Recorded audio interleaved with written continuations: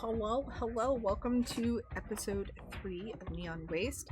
We realized in the first 2 episodes that we kind of sort of forgot to introduce everybody. So we're going to go around and we're going to introduce everybody. And that way you can know whose voice belongs to whom. So Felicia, we will start with you. Hi, my name's Felicia, and I'm gonna play Dr. Daisy Rawlings for you guys today. Hope you have a good time. Very nice. Jenny. Hello, this is Jenny. I play Kix. Nice to meet you. You play who? She plays Kix. Came through a little fast, so. Thank you. Oh, do I need to do it again? No. You're totally fine. Totally good. It's alright. We're still getting our wiggles out because they're terrified of what I'm going to do to them. So, Kayla. Hi, I'm Kayla. I play Jux, and today's going to be interesting. Yes. Angela. Hi, I'm Angela, and I play Eagle. And I can't wait to see what kind of things I get to shoot at. And then Pull the trigger. Game Master, pull that trigger. last but not least, Sabine. Or I should say Ven. Replace Sabine. I'm a professional, I swear. Do I really need to introduce myself now? I mean, Yes. now y'all know that that's Sabine. And hi, I'm Pagan. I'm your GM, Yep. aka the architect, aka Emma. So that's me. And welcome to the game. You're Sabine's baby daddy? I mean, maybe. Let's go ahead and get started. So today we begin our story with Kix. So Kix, where we left off with you, you were about to go into the tunnels through your basement workstation in the bottom of the Velvet Bar. And as you enter into the tunnels, you move all your boxes, you get everything moved and all that good stuff, and you start to go into the tunnel. You end up getting hit with like this wet smell. And as you do, it triggers this memory for you. And you are suddenly back in a place where you were about 6 months ago, which is kind of like a small shrine / meeting room. And it is where we end up seeing a lot of our moments with the people in this district, at least in this one, who meet with to worship Emma, especially for the cult of Emma. And you have gone through this whole thing and you are not really... You're not very happy with how things have turned out. You're in this place where you continue to go and you continue to pray and you continue to try and you tinker, and you're just at this point where it just feels worn. But there's others here, fellow faithful, people who alongside you are very card-carrying members of the cult of Emma, because it is an organized religion within Kronos, and truly believe that she is coming back and that the city remembers her, even though everyone tries to forget her, especially those in the Zero Circle. They call her the Whore of the Void, and that's not something that you're super happy about, but it is what it is. And at home, you've been building this radio for months, maybe even years. You're trying so hard to contact her and find a way to bring her home, but it's not enough. You're desperate. You need proof. You need to know that she's actually listening. And so, someone who you have kind of gotten to know is, I guess you could say, an upper member of the cult, you know, sees kind of your look of longing on your face while you guys are sitting there doing your service. And afterwards, he walks up to you and he says, "Kix, how you been? You okay?"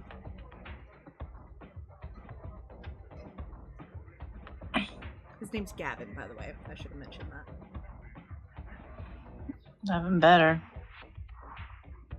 Yeah, you look a little down.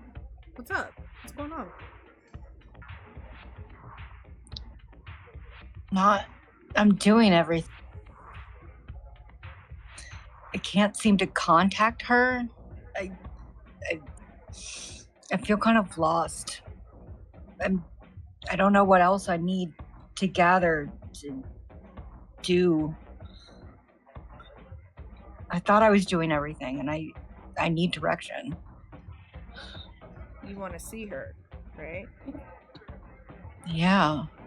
I mean, I get it. Like, we all do. I mean, hey, some of us have had visions and messages, moments where the walls kind of get thin and it feels like she's reaching through. But it's really rare. It's not something you can just force, really. Well, unless you're willing to pay for it. What do you mean, pay? Well, it's kind of hush-hush. Not a lot of the members really buy into it. And he's kind of like looking around, make sure nobody's listening to you guys, and he kind of leans in and goes, there's this guy. Some call him the Merchant. He travels. Never really stays in one district, and the authorities really don't like him. So they move from district to district. The authorities don't like him because he can do things that most people can't do. It's weird. He can help you have an experience, like one of those transcendent ones. And if Emma's willing, sometimes she comes through. But I'm gonna tell you, the price is steep, really steep, and it's not money. It's bigger than money. What do you have to give? Well, Talking about. This guy, he's supposed to be in the Daughters of Glass district with us, right? Yeah, someone spotted him near, Nova Street. You know where that's at, right? Yeah, I know where that's at. Yeah, it's over by the bar, but it's not, like, too far away. I mean, close to, I guess, where you live. Yeah. So, like, if you're serious about it and you want to go, I mean, I get it, but, like, Kix, I gotta tell you, you gotta be careful. The Merchant, part of it's illegal. And, the security drones really are out in patrol lately. And if you get caught, I mean... I don't care about being caught. I don't care about that. I want to find Emma. So what do I have to do? If I have to see this Merchant, tell me what I gotta do. Tell me what I have to give. Because I'll give anything. I don't know the exact price. I just have heard that some people say it's steep. Like, personally steep. So where? So I have to go to Nova Street? Yeah, that's the last place somebody said that they might have seen him. And I would imagine he's probably trying to stay a little bit out of the limelight, given that he probably is wanted by the authorities. So... And how will I know it's the Merchant? I don't know. That's just it. Nobody knows until they find him. If you really want to know, that would be where I would start. But, Kix, I gotta tell you, you gotta be careful if you're gonna do this. I don't know what the price is, and it may not be worth it. It's worth it to me. Alright. I need something. Well, I guess if I see you next week, I see you next week. If not, good luck. Indeed. So I'm assuming you head out at that point. Correct. Are you going to Nova Street tonight?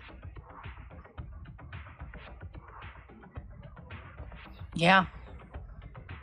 I have to. Okay. So, as you get ready to start heading out, you end up in it's dark in the city. I mean, like, you live in one of the brighter districts, one of the nicer districts as well.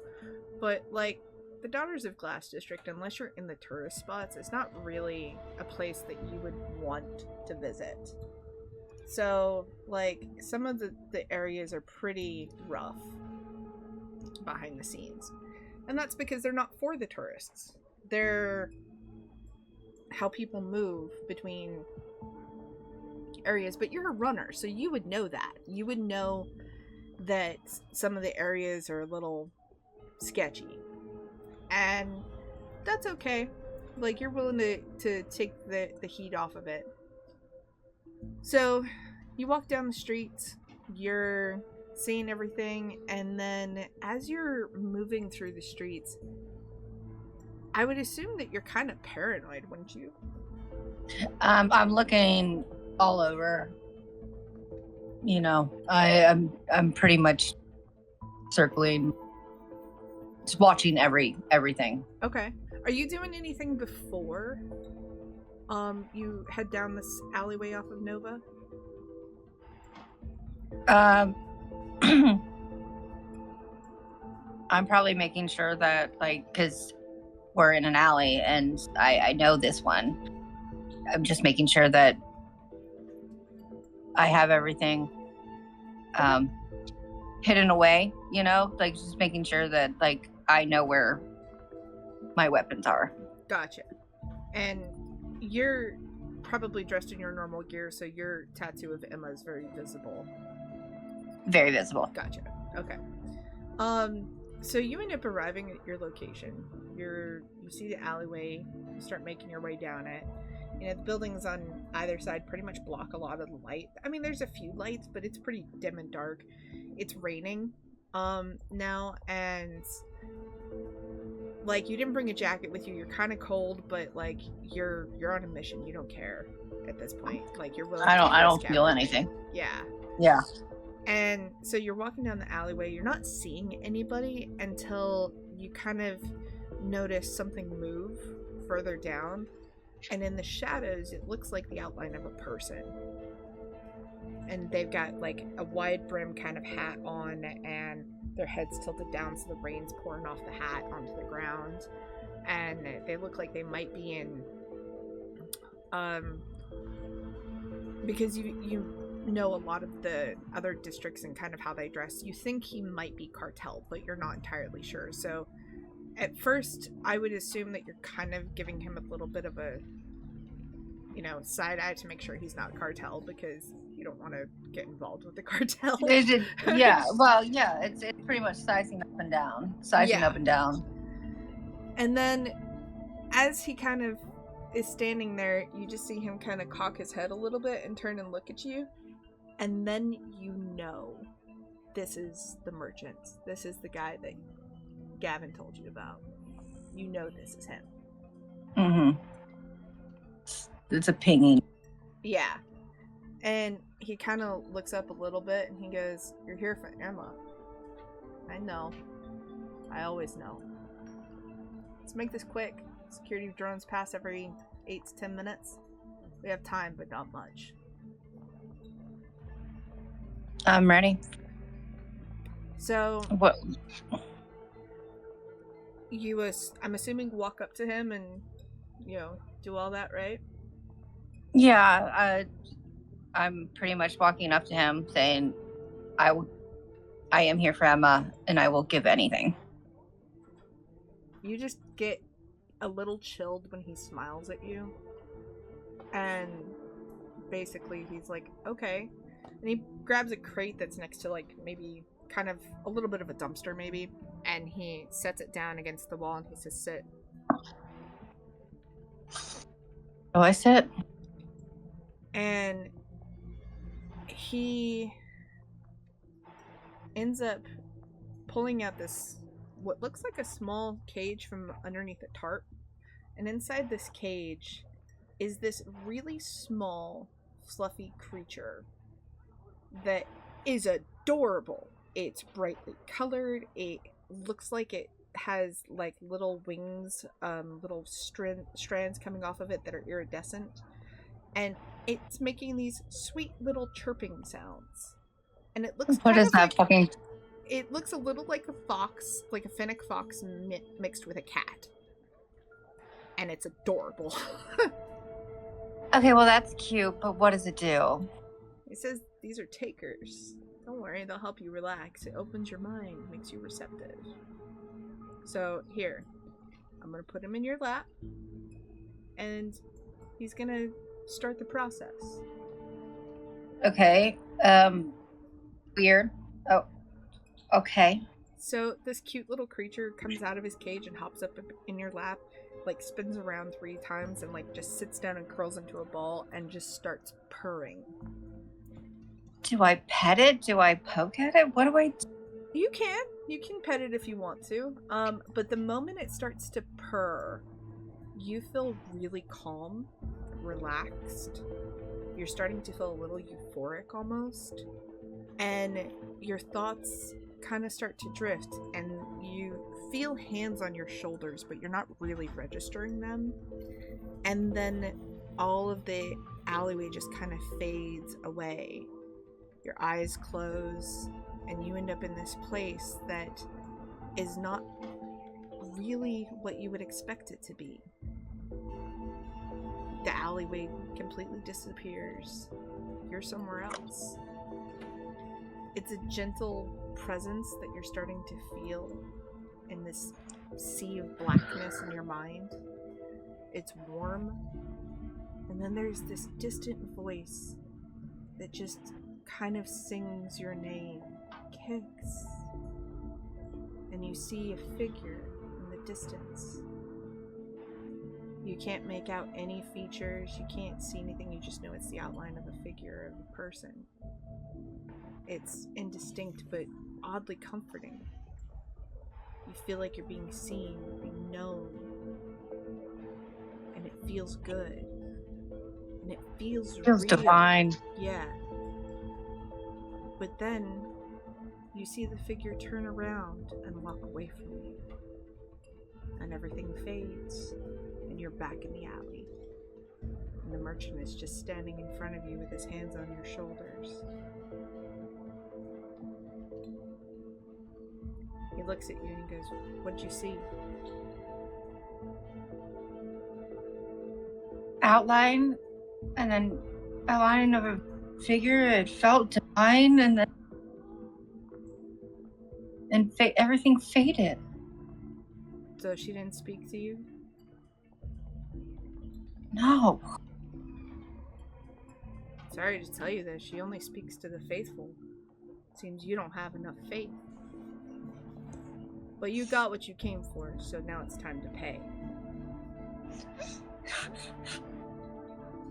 What is it? He takes the taker and puts it back in the cage, because its job is done. And he puts his hand directly over the center of your chest. And he says, "Hold still, this will only take a moment. It cost you a piece of your soul." And you start to feel a pull. And you can't really resist it, you can't do anything. But then, the moment you look down, and you swear his fingertips start to glow, you both hear a sound. It's a mechanical, hovering sound. The merchant, he freezes, and he looks up. And at that moment, both of you see a floating sphere. It's cold metal, the antenna's on top, and you both know this is a security drone. And the merchant leans in and he whispers and he said, "Shit, don't fucking move." But it's too late. The drone's already seen you. And then you both hear heavy footsteps running towards you. It's metal on pavement, and they're running. The merchant looks at you and he pulls his hand back, and the glow on his fingertips is gone. He says, "Run, now." He grabs the cage, and he bolts. And I'm fucking running. I'm gone. So, you look over your shoulder, and just as you do, you see the figure round the corner. It's all chrome, tactical gear, shaped like a human, but it's not a human. It's a sleeper. Oh, And the sleeper shouts, "Faustian deals are prohibited under Kronos Preservation Act, Section 7. You're both under arrest." Do you stop or keep running? I'm running. Running towards any fucking exit. So once you do that, you realize that everything kind of fades to black at that point. And you're back in the bar, or the basement of the bar, I should say. And you end up having this whole moment that you realize you're like, oh, well, that was fucking weird. And you stopped before you go into the tunnels, because the moment you actually start to step in, like, you get this overwhelming sense of, I shouldn't be here.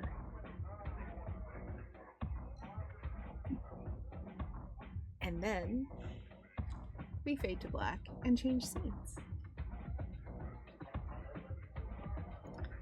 So Sabine, we are upstairs in the Hotel of the Velvet Bar with you, where you have had kind of some chill opportunities to get to know your 4 dolls that you've collected and are having a nice time with. And you're not really one that likes to just jump straight into bed with somebody. You enjoy, like, getting to know them a little bit, and they're enjoying getting to know you. You know, that soft golden light spills across the furniture, the polished glass. You can hear the music from downstairs because it never goes away. They never shut it off. And, you know, the dolls are laughing, and, like, it's nice. It feels comfortable. And one of them is draped across the couch beside you, and like, has his head in your lap. And then you're kind of leaned a little bit on another one that's kind of, like, behind you, and, like, he's kind of, like, running his fingers through your hair and, like, down your neck a little bit and all that, and you're all just talking. There's another one that's leaning against the window and kind of just watching the whole scene. And then there's one that's sitting cross-legged on the floor in front of you. And you are very much enjoying this. It's very relaxed. It's very nice. And the one who's running his fingers through your hair runs his fingers very softly down the burned side of your face. And, you know, just completely unafraid of the scars. And most people flinch a little bit when they fully see your scars, because they don't really know what to do about it. They don't want to be rude, but at the same time, it's your scars are not super pretty. Like, the other half of your face, great, gorgeous, but that side, it's scarred. And he looks at me and he goes, "That eye is really beautiful. You know that, right?" Thanks. I was born with it. He laughs. He goes, "Yeah, you know, people are a little boring sometimes. It's always fun when we get good ones that make jokes." And then his hand slips around your throat. It's not tight. It's very, you know, soft. He's basically petting you, but it has a little bit of that erotic feel where he squeezes just a little bit. It's gentle, it's playful, very normal, except for you. You freeze. And it's just subtle enough that all 4 dolls notice it.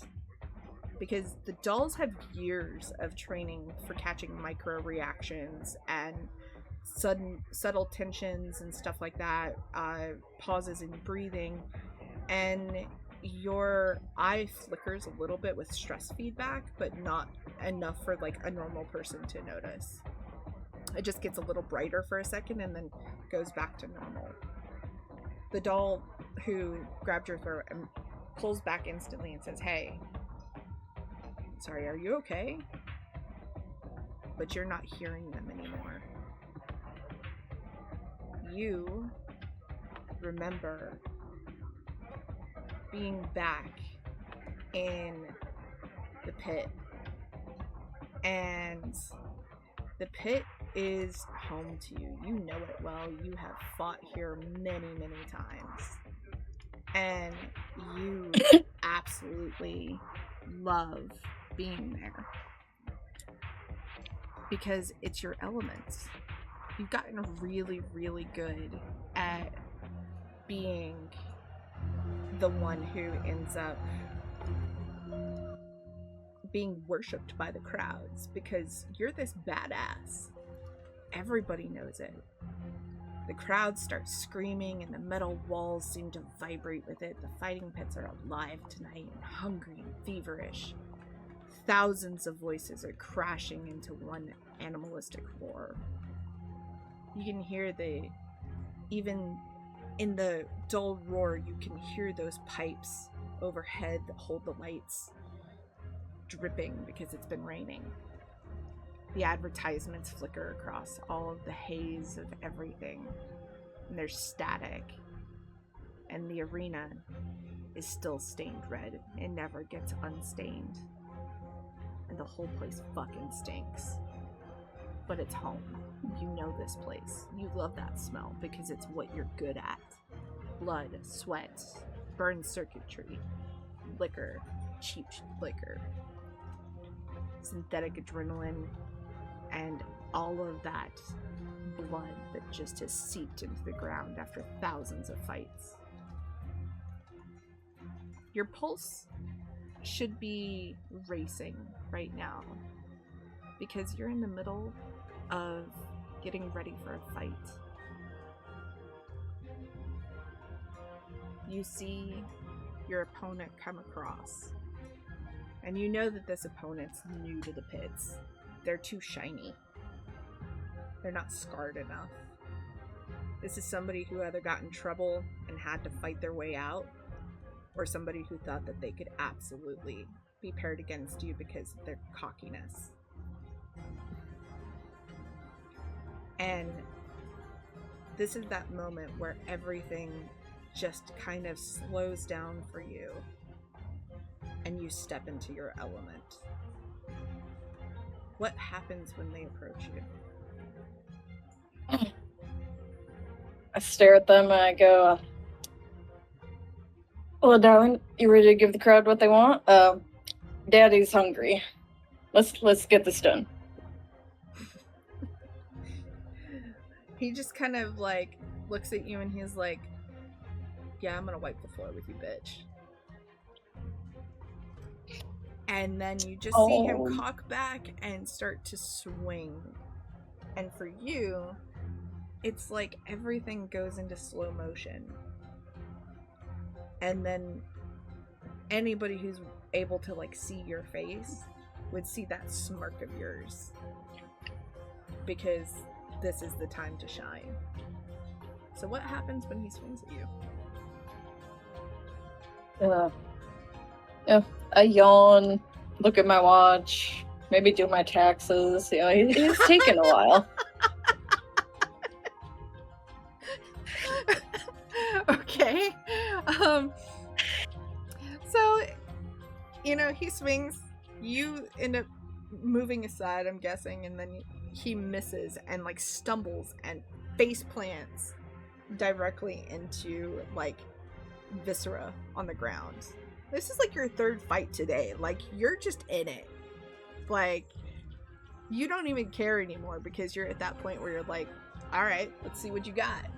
And you can tell from the moment that he swings and face plants into that, the fight's already over. Hey, buddy, I think you got a little something on your face there. And I'm assuming at that point you would take your swing.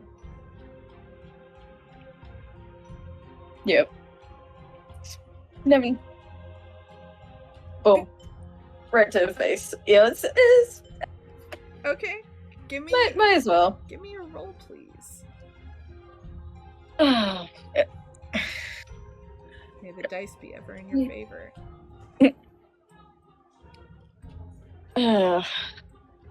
is the 100, right? Yeah. Let's see. Oh my god! Well, that would be a 3. Yep. Yeah, no, your hand, because you've got those cybernetics in your hand, just comes down and his jaw separates from his face and just like completely comes off to the side. Dude is just like pumping blood out of his face now because he's just gone. There's no way getting around that. Yeah, see, this is what you get for doing your taxes on time. You get the perks. So, yeah, you end up having this whole moment with him where literally the crowd is going wild at this point. They are just loving how much you're covered in his blood. He's bleeding out. His jaw's hanging off sideways. And you just kind of shake his blood off a little bit. And then they announce that you won again. The crowd's losing its mind. They're chanting your name in waves. You know, it sounds a little distorted, but it's through those, amplifiers. And it's like, the burned angel!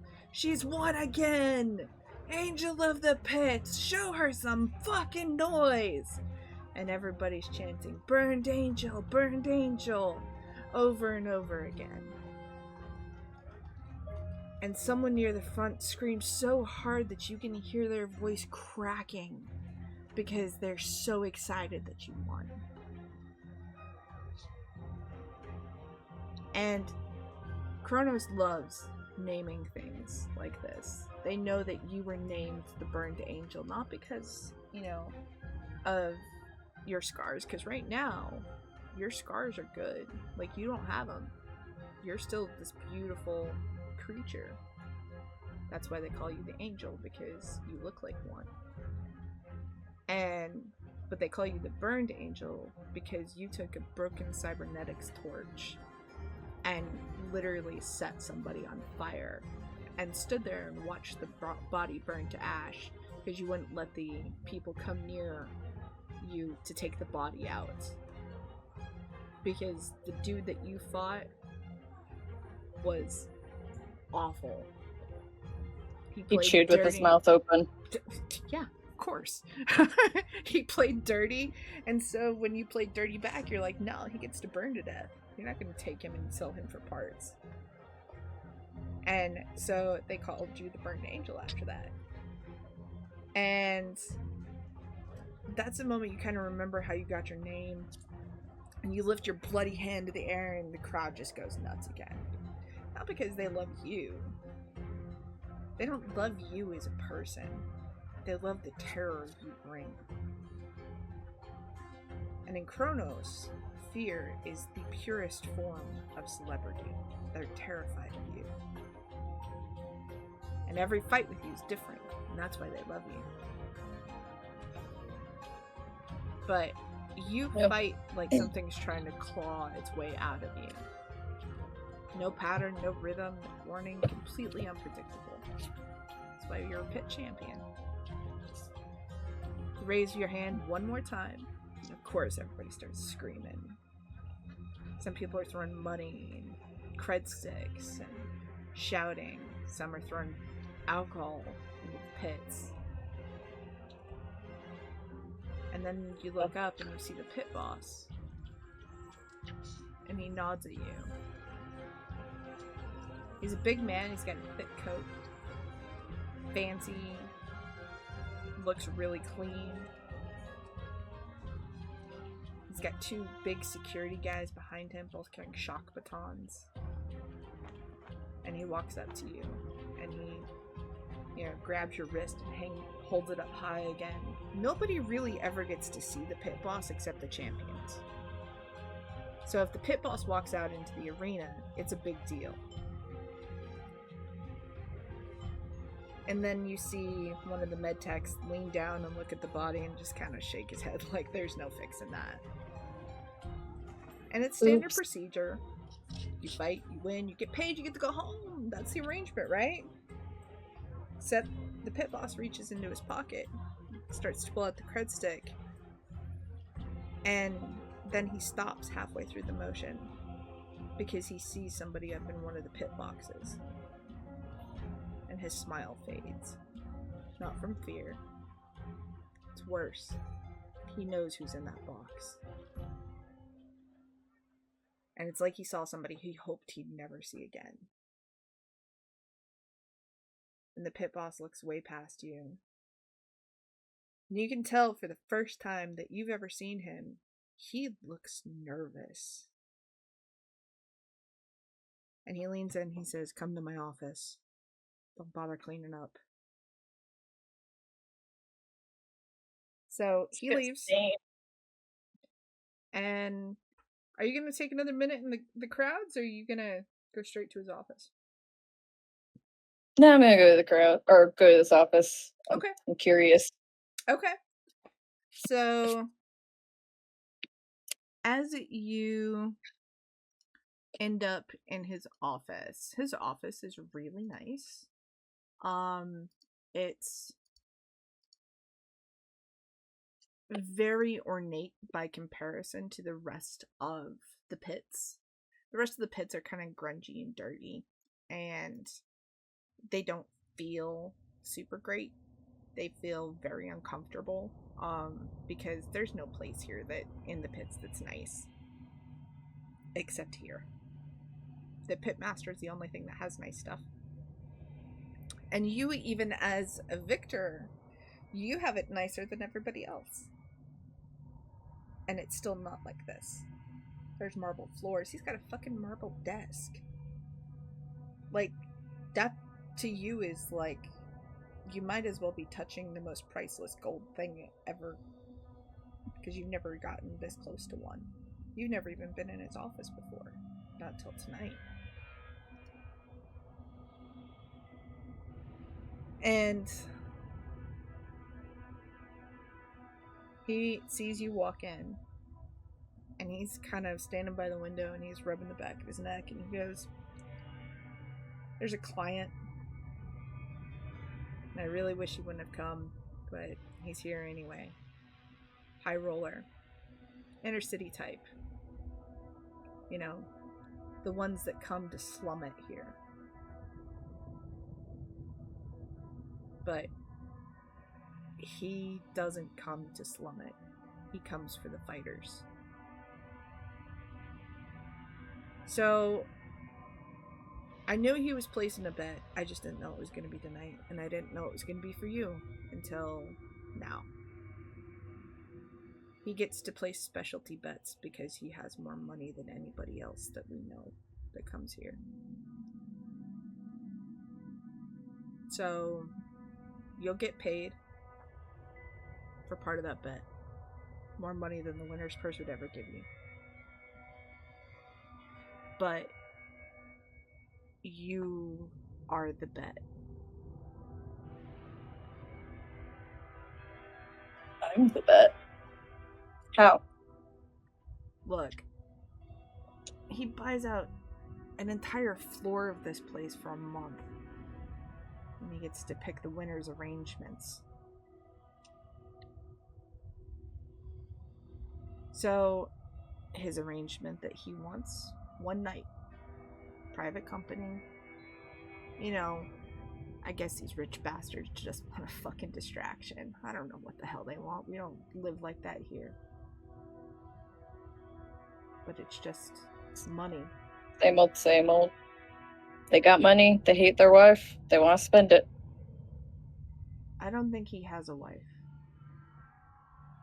But tonight he bet on you. Which means you go home with him tonight. But look. Yeah, I don't have anything better to do. He paid good money. It's one night. You'll be back by tomorrow morning.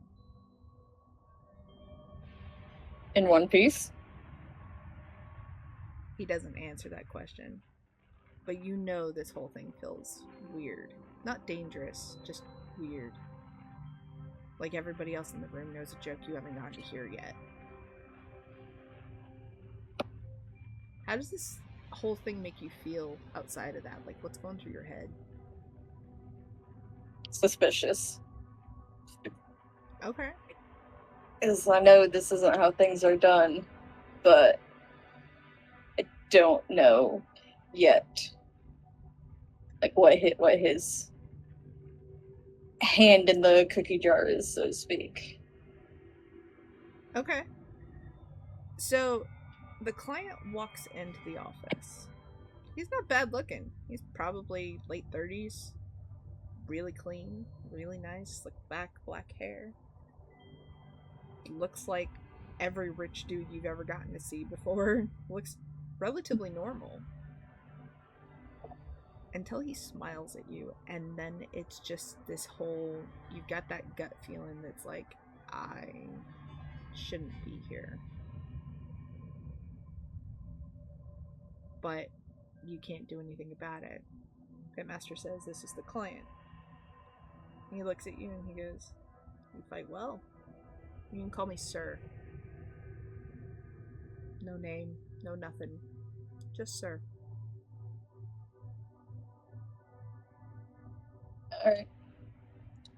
You're the one with the money. And he motions to the door and he says, I have a skiff waiting. We'll be back in the inner city in an hour. Have you ever been on a skiff before? Jumping off of them. Of course.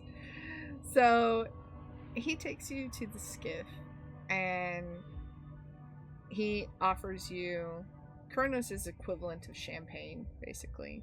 It's nice. It's like sleek black. Everything's nice. There's ribbons of gold and neon blue, and this vehicle costs more than probably most of the pit does. But he doesn't speak the whole ride. The only thing that you get to know from you is he has a black gloved hand resting on your knee the whole ride. And everything seems normal, simple. You get to his place. It's gorgeous. It's beautiful. There is nothing that would make you feel uncomfortable. The only thing that seems a little odd to you is, but you don't really know because you can't know because you are not from here, but there's chains hanging above the bed. And you're like, interesting design choice? Like, it doesn't make sense to you why they would be there. Like, you know, like, there's some kinky shit that happens with these rich folks, but not like this. This is, it looks like decor, but in a very odd way. The bed is large, it looks soft, comfortable. Everything feels really nice. There's big windows that look out over the city. The walls have, you know, various tech scenes on them. And he walks over and taps a module on the wall, and the walls go from these tech kind of symbols that are moving around to these really pristine floral gardens that make it look really beautiful. And at that moment you're like, okay, maybe this isn't going to be that bad. Maybe I'm just going to get, you know, played and it's going to be fine. And at that point, it's something that you notice that's really interesting about this room is it's quiet. You're not used to quiet. You're used to screams and fighting and growling and snarls and all sorts of stuff, and the pits never stop shouting. It's this constant dull roar from that whole district that just never goes away because there's fights 24/7 of some kind. And honestly, he takes you to a bathroom, tells you to get cleaned up. There's clothes waiting for you, and like really nice clothes. And do you go ahead and get cleaned up, take the clothes, or do you just kind of wash yours off and have them for whatever? Well, if he reports back to Pitmaster he's not satisfied, That's my ass. I don't feel like hearing him bitch at me for the 10th time this week, so I'm just giving him what he wants. Okay. So you get cleaned up. You put the nice clothes on. You and Sir have a wonderful time. And you go to sleep in this really nice bed. I mean, you've had worse beds. Like, this one's nice. And when the exhaustion finally drags you under, you sleep really hard. And the morning comes through those tinted glass windows. You think for one whole second, you're like, oh, yeah, I'm home. Like, this was nice. Okay. And then you smell the air. It's sterile. It's not home. Your body aches the way it always does after a fight. You know that you've got bruised ribs and your, parts of you are cut and all that. And you just kind of look around and you realize, oh, right, the dude's room, that's where I'm at. And then you sit up and you hear chains clink. And then you feel it. There is a collar with a tech lock, and those chains around your throat.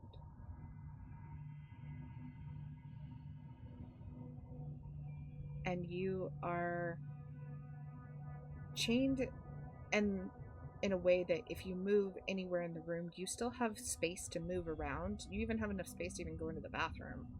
But there's not enough for you to get out of the room. So what happens when you kind of realize what's happened? I knew he was overcompensating for something.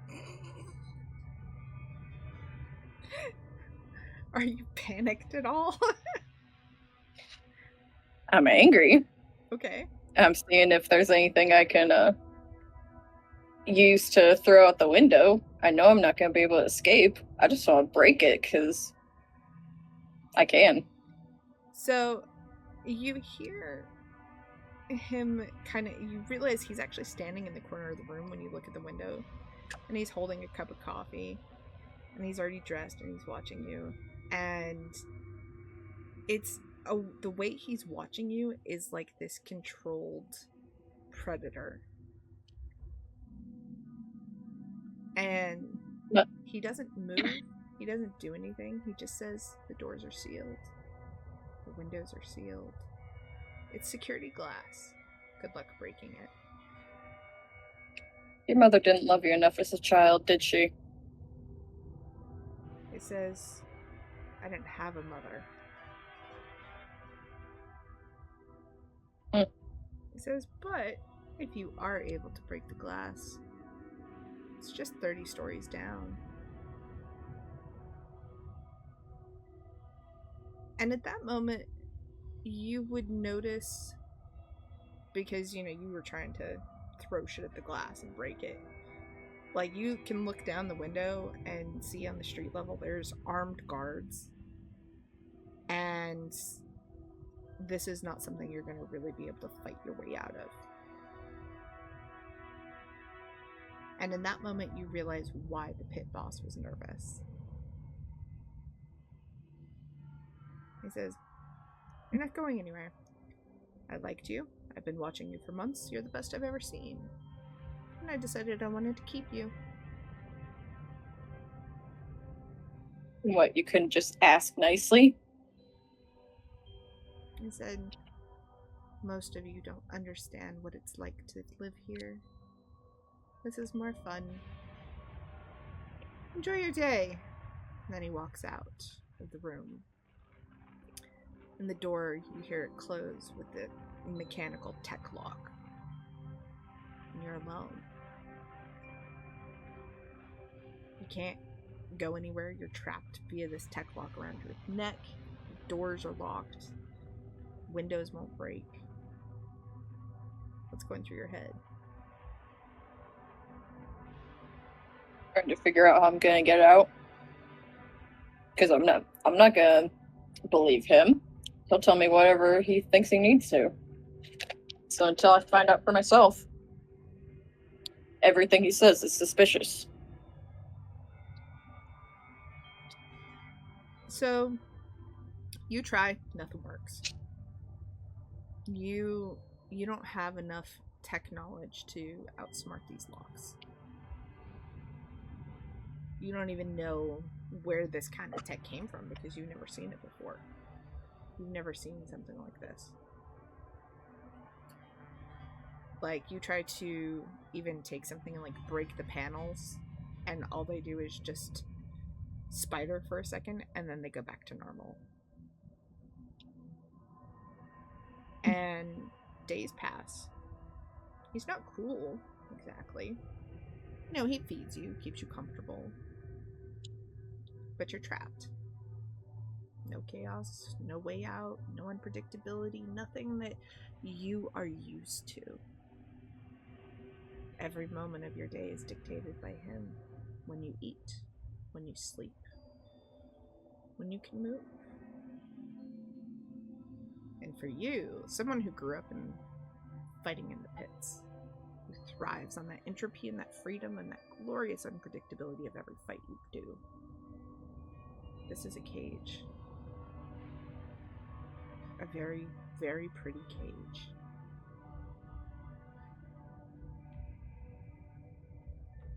And the worst part about somebody owning you like this is nobody's coming to save you. The pits have your records. The pits have your stuff. And right now, life is going on without you.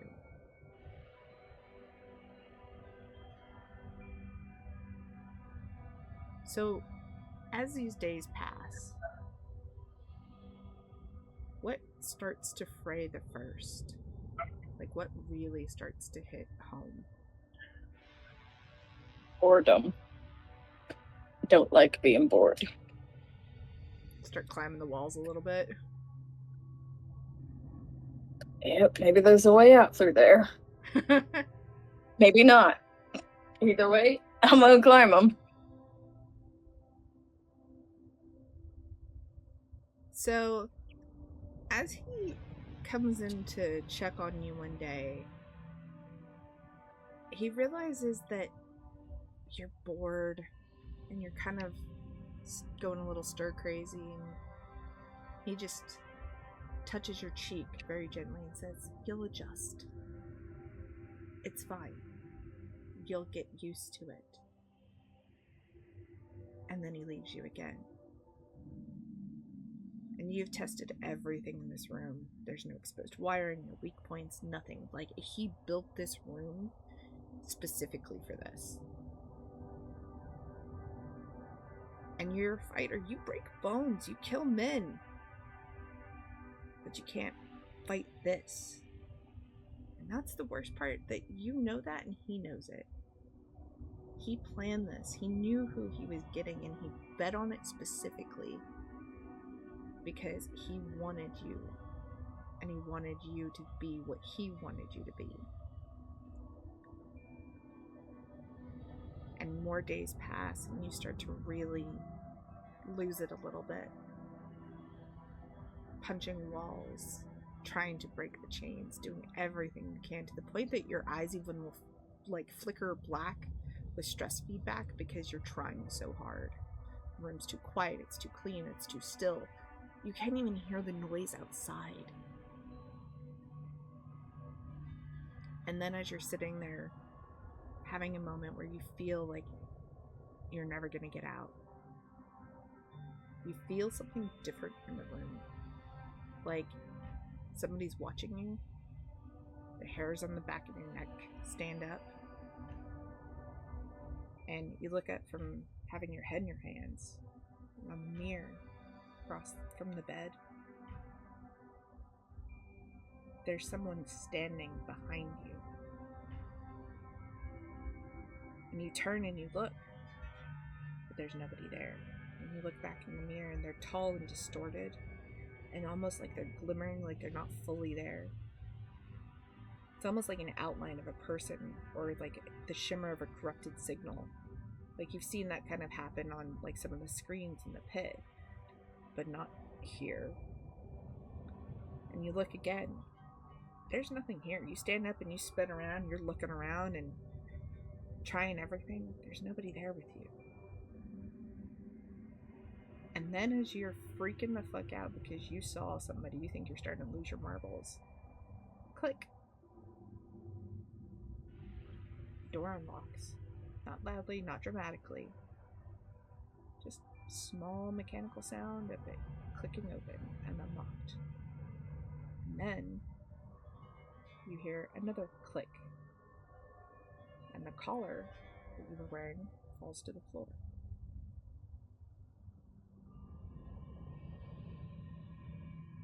What do you do? I check and see if my old clothes are still around, because fuck if I'm gonna wear that stuff he gave me. Yeah, they are. They're in the closet. Perfectly cleaned, maintained. Cool. Let's ditch these rags and get the good stuff back. Okay. So you put your fighter's clothes back on. And you realize that your boots that you would normally wear are too loud. So you will have to not wear them if you want to get out quietly. I can replace them later. I mean, you can carry them if you want to. I mean, unless you want to leave your hands free. Did boots have laces?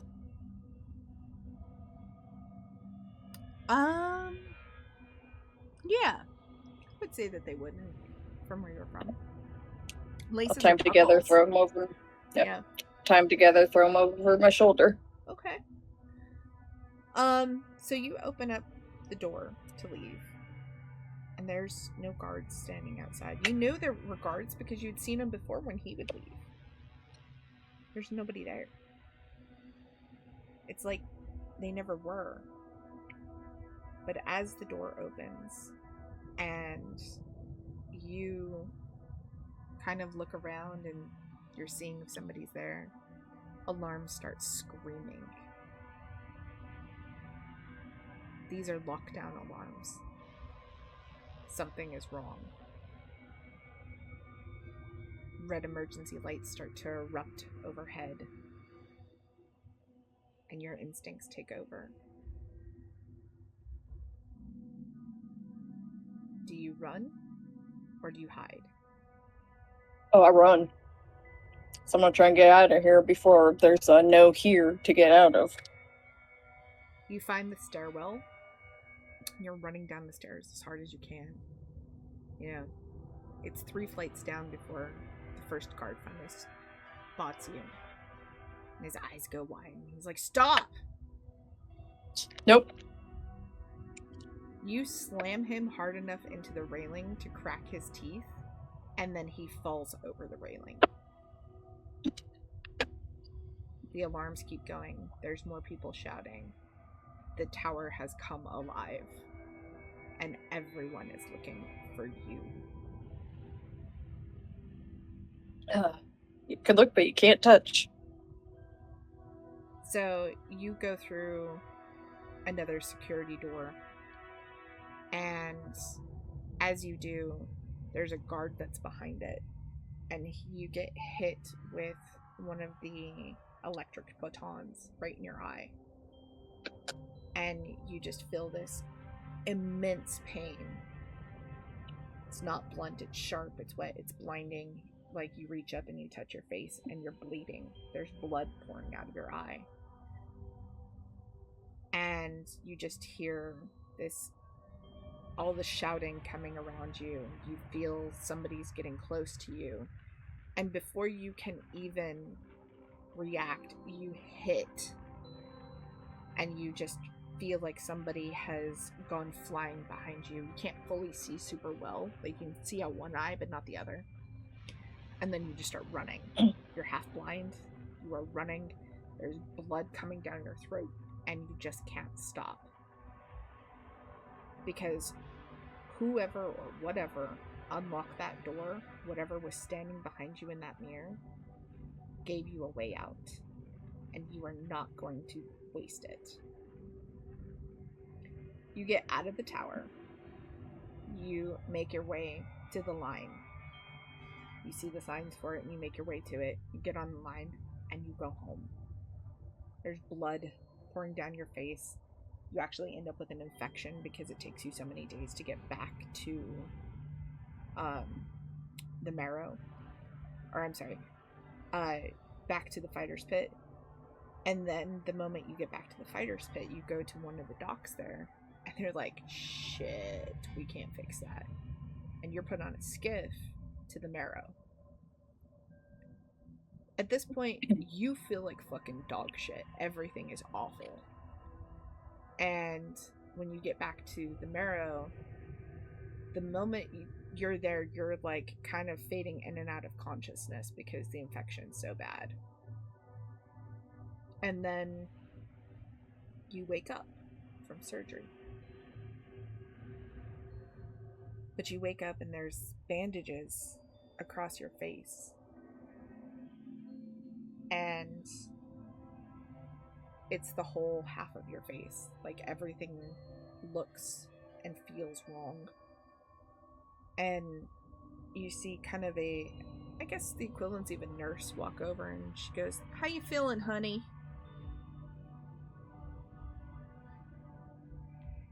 What do you think?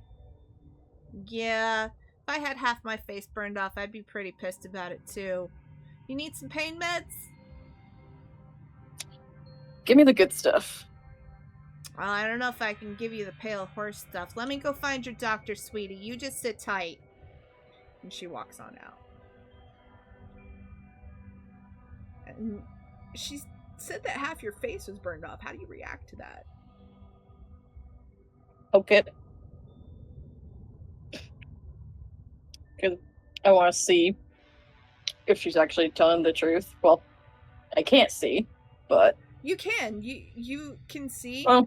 Because you have your cybernetic eye now, and you realize that it's a cybernetic eye because you have that screen that's in your eye, and so it's a nice one. Like it shows you distance and stuff, and like recognizes like different things, and it's a good one.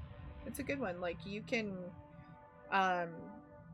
you kind of like sit there and look at stuff, and you're kind of almost playing with it, of sorts, and like you think that you want to look at something, and it kind of like zooms in and like glitches a little bit, and then you see whatever it is, and it pops up with something. So it's a pretty nice cybernetic eye, and as you're kind of sitting there like looking at stuff, like I'm assuming you're looking for like a mirror or a shiny surface. You know what? I never liked that eye anyway. That's fair. That's fair. Are you looking for a mirror to see what your bandages and all that look like? I figured the doc will have one when they come in. Okay. Cool. Yeah. So nurse comes back in and she goes, "Oh, honey, you should be. What? Does she need to lay down again? Is she okay?" And doc's You can't just tell me. You can't just tell me half my face is missing and expect me not to look. Well, I mean, that's fair, honey. I understand. Doc Matthews? Excuse me, sir. Hi. Yes, does she need to be laying down? She asked for pain meds, and she asked for the good stuff. Can we give her some pale horse? I don't think we can. And the doctor just walks in and goes, "Bernice, go find another patient." She goes, "Yes, sir, doctor. You feel better now, honey. It's okay. You'll be pretty anyway. Don't mind the scars. We all got them." And she just walks right on out. And the doc just kind of stands there pinching the bridge of his nose and goes, "She's enthusiastic. Apologies." Tell Bernice I love her. He goes, "I'll not spread that message along. We'd like not to give her an ego. Thank you." So he walks over and he starts pulling the bandages back and he goes, "Yeah, I think we can take these off today, but I didn't do your surgery. So I'm just the one who cleaned up your surgery." They put the cybernetics in, and the augment failed and malfunctioned and, well, caught your face on fire during surgery. Sorry about that. They tried to give you nanites, but they wouldn't take for some reason. You have any weird medical conditions of why nanites wouldn't take in you? I lost a bet once. Yeah, I don't think that would work. And so he takes the bandages off and he holds up a mirror, and the whole side of your face is burned. You have like these burned, pitted scars on your face now. It's slightly whiter in terms of coloring. It's not as the fleshy pink. It's not terrible for you. Like, you got scars on your body. You're used to scars. So, like, part of you is kind of going, this will make me more scary in the ring. And then the other part of you is like, motherfucker. And then the third part's like, you know what? The ladies will love it. And also, that third part makes you realize that you're not pretty enough to have what happened to you again happen.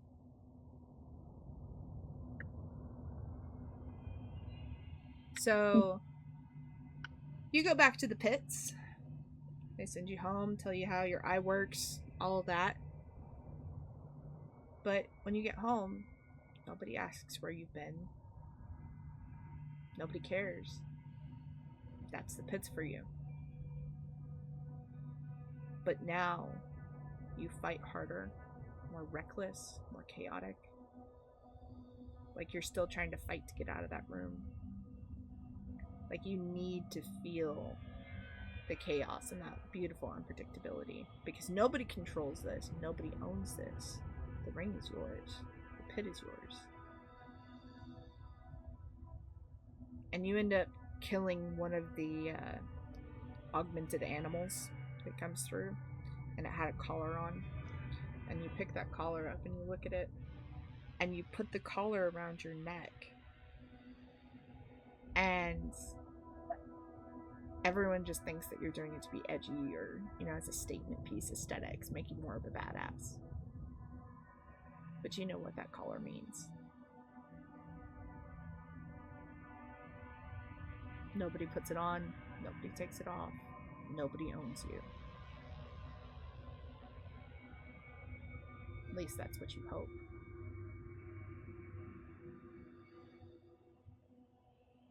And then we fade to black.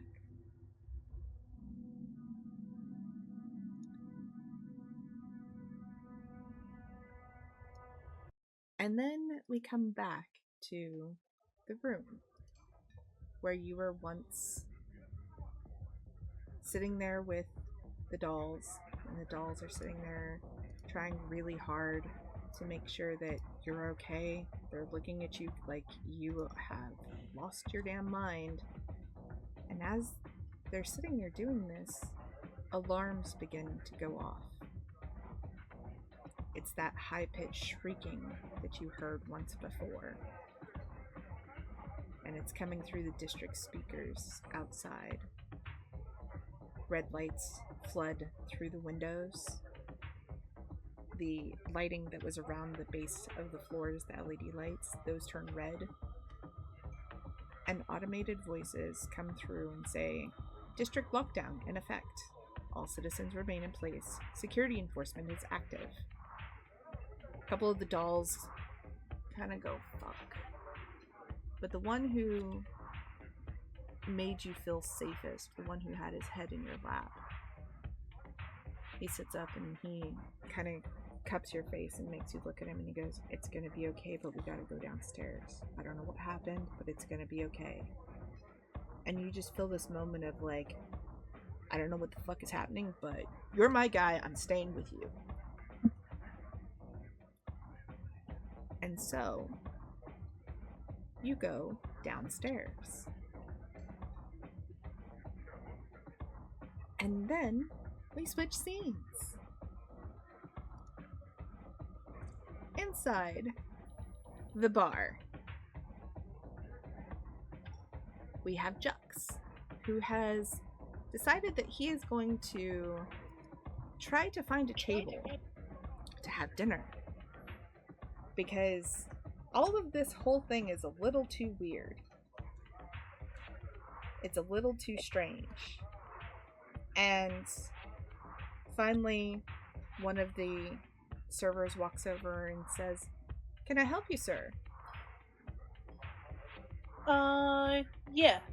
Can I get some, whatever the least expensive drink is, water, if you don't mind, and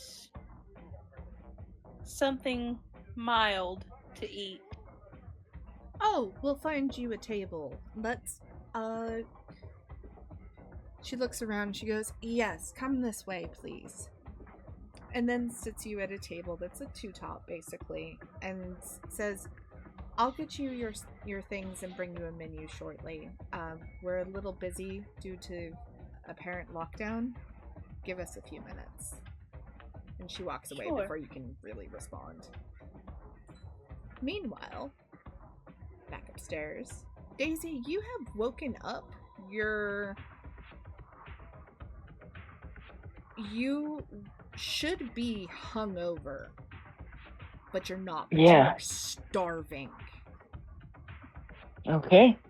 And you feel like you have slept for a week, not eaten anything. You feel like you're almost a little dehydrated, but the only thing that goes into your head is, I have to get food, like, now. Okay. So Sure. are you gonna see if there's snacks in the room, or are you gonna go down to the restaurant because it's part of your I'm gonna package? see if there's snacks in the room for starters. Okay. And Open the drawers in the table, check on the bedside table. okay. So Do I find something?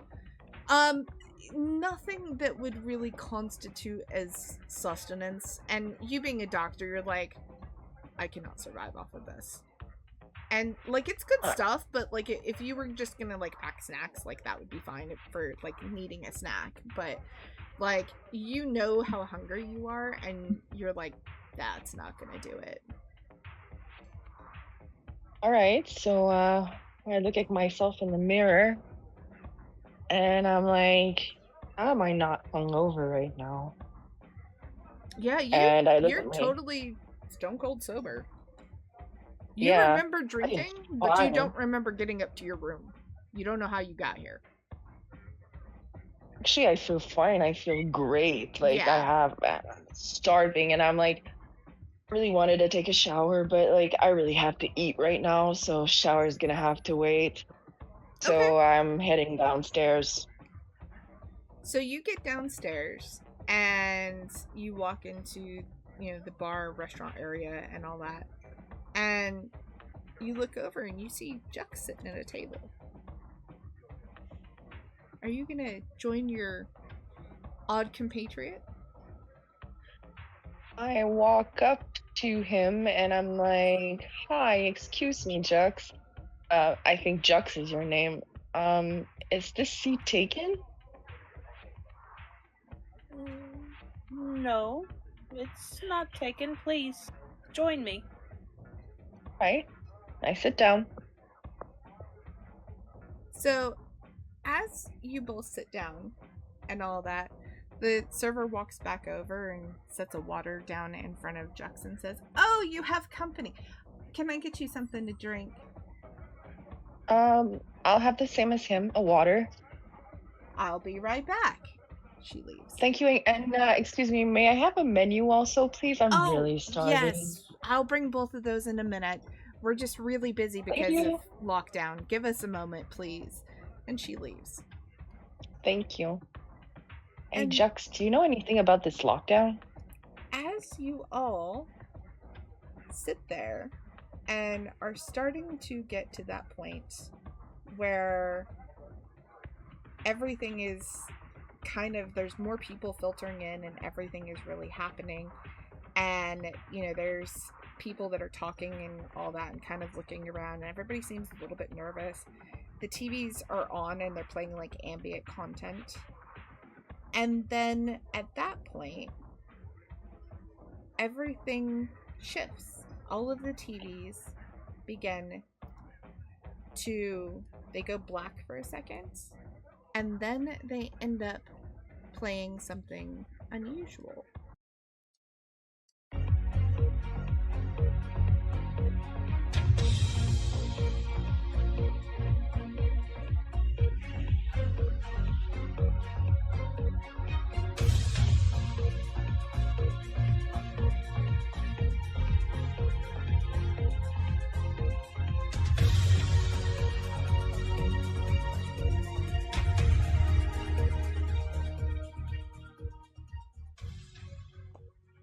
We are interrupting your regularly scheduled programming with breaking news out of the Zero Circle District. We have just received a report from Inner City Security confirming that Zero Circle clergy member Brother Datheon has been reported missing. Brother Datheon is described as 32 years of age, approximately 5 feet 10 inches tall, with close cropped buzz hairstyle and pale complexion. He has a notable tattoo across his chest and was last seen in his Zero Circle priest robes. Brother Datheon was last seen 2 weeks ago within the Zero Circle district, where he attended a meeting with senior clergy before failing to return to his quarters. Inner City Security is working in cooperation with Zero Circle authorities and has issued a statement indicating they believe Brother Datheon might have been taken against his will. Zero Circle authorities are pointing to the cult of Emma as the likely party responsible, citing what they describe as a pattern of ideological aggression towards Zero Circle clergy. In response, Inner City Security has enacted an immediate lockdown of the following districts: the Daughters of Glass District, the Zero Circle District, the Inner City District, and the Black Marrow District. All residents and guests should expect mandatory Neuralink verification. Anyone with known or suspected ties to the cult of Emma is subject to detention for questioning.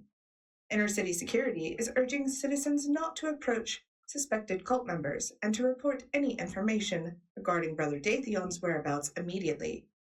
We will continue to update you on this as the situation develops. Stay indoors. Cooperate with security personnel. More to follow.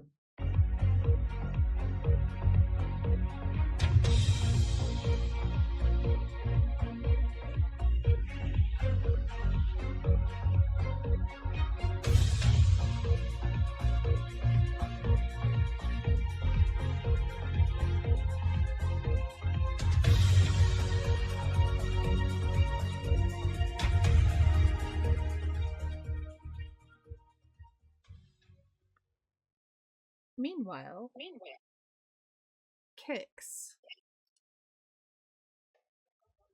you are downstairs when you hear the lockdown notice. You hear the district is under lockdown. Please report to appropriate areas. And you know that somebody is going to be looking through these tunnels during lockdown. And so you know that you need to walk upstairs.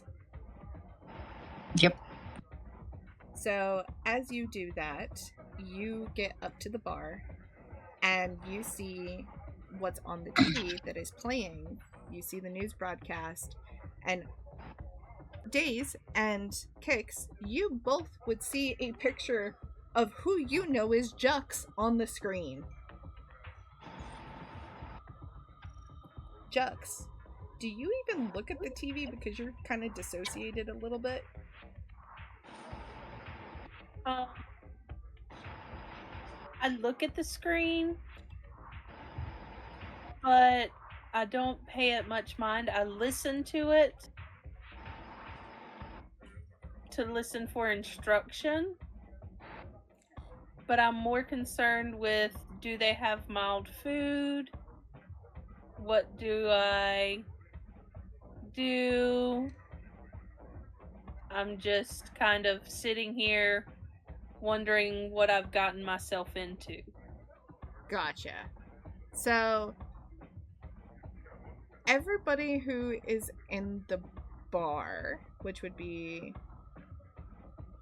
everyone else, so I'm going to roll specifically for a lot of people and see if they actually even notice. Most of them don't notice you, surprisingly.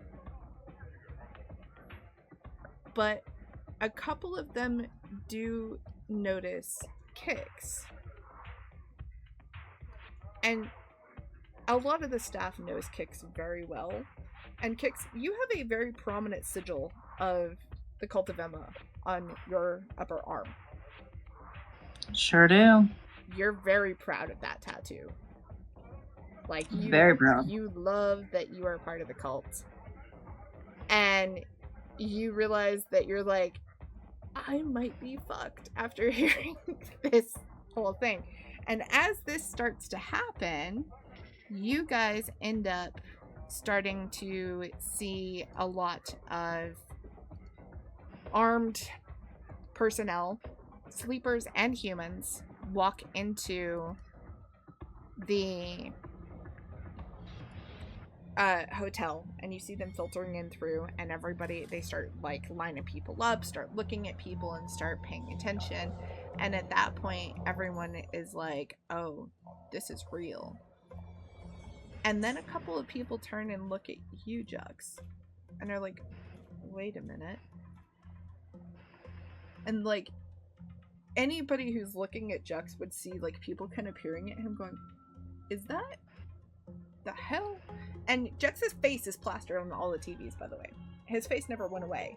His face is up there still for everybody to see, except he's in priest robes. But right now you're not in priest robes. You're in Daughters of Glass clothing because you changed your clothes.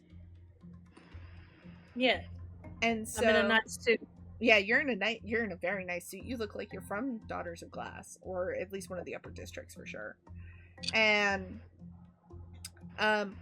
one of the servers walks over and brings you both a menu, and then turns and looks at you and stops and stares at you, not letting go of the menu, going, okay, and then drops the menu in front of you and walks away, and immediately goes and finds the nearest security guard. And for the rest of you who would be watching this scene, you see the server point to Jux. And then you see her look around and see Kix and point to Kix. And several security guards walk in. These guys are tactical gear, armored, you know, the whole thing. And two of them walk up to your table.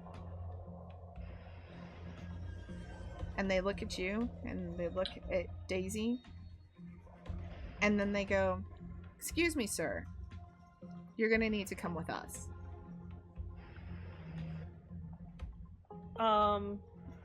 Excuse me, where are we going? You're being detained for questioning. On what regards? The missing priest. What would I have to do with him? Well, you look just like him. Strange resemblance, don't you think? Perhaps, but you still must come with us. I'd take a sip of my water, Mm-hmm. sit it down, and stand up and walk with them. Okay. The other one who was there looks at Daisy and goes, you're associated with him, you must come with us as well. I don't even know the guy. It was the only place that was available in the bar, so I'm really hungry. I just want to eat. And that's it. I don't know this person. Until we determine otherwise, you must come with us. Are you gonna give me something to eat? I'm sure we can find you something appropriate. All right then. And Seems like I Kix, don't have a choice.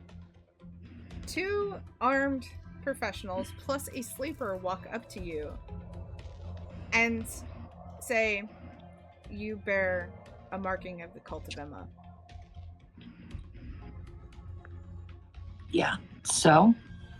You have to come with us.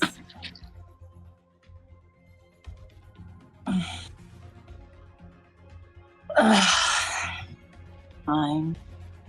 Just tell my daddy I left the bar. I don't give a shit who your dad is. Okay, your door. So the three of you get walked out of the bar back into the lobby and then are taken into a skiff that will take you into the inner city for processing as well as interrogation.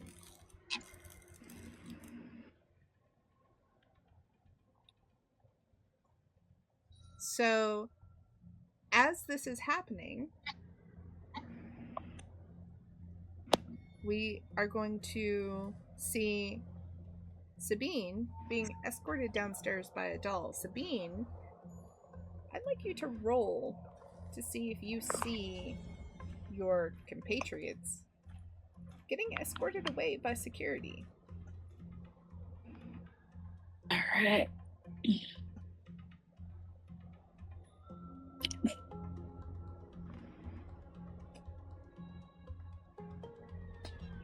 No.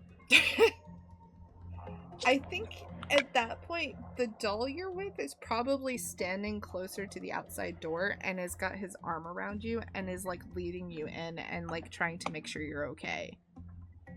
And then takes you to the bar and says, "Here," and puts you in a corner, sits you down and says, "I'm gonna get you a drink. Just don't move." And Oh, if you insist. at this point, you're very uncomfortable because you're unable to leave. You are stuck in a really nice place surrounded by armed guards again.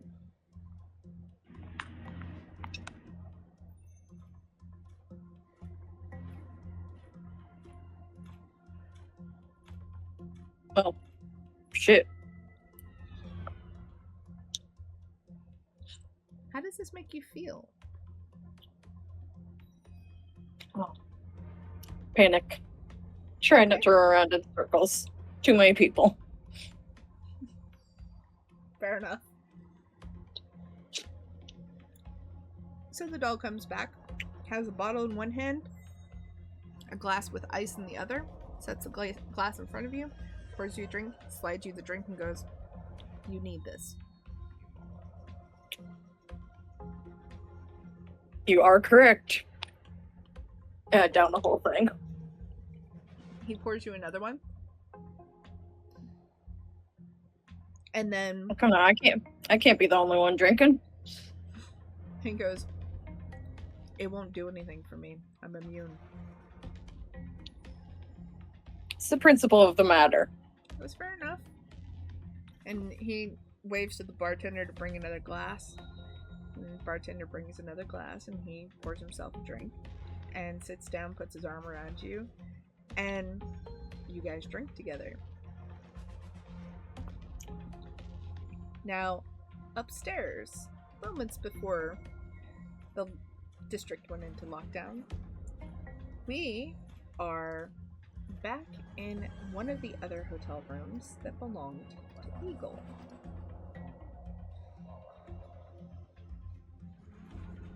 Eagle, you have just gotten a brand new contract, and your contract also tells you that you are supposed to kill 2 targets in the Daughters of Glass district, and you have now gotten all of the paperwork for it. And the paperwork for that is absolutely telling you things that seem very odd for a cartel contract. The contract that you have been given is not a normal hit. It's so extensive, the details. Like, you don't have to go hunt these people down and observe them, because everything, including their pictures, are literally in there. Their locations, where they live, their schedules, when they even go take a shit is in this contract. Everything. And the only thing you know is it is 2 bartenders who have pissed off a high-value client, and that you must make this look like the dolls did it, which is very unusual because that's not how the cartel works. You are also to not leave a green thread or a spider card. This is a client's request. The contract is also more money than you have ever been paid for a contract. It's like 4 times the amount.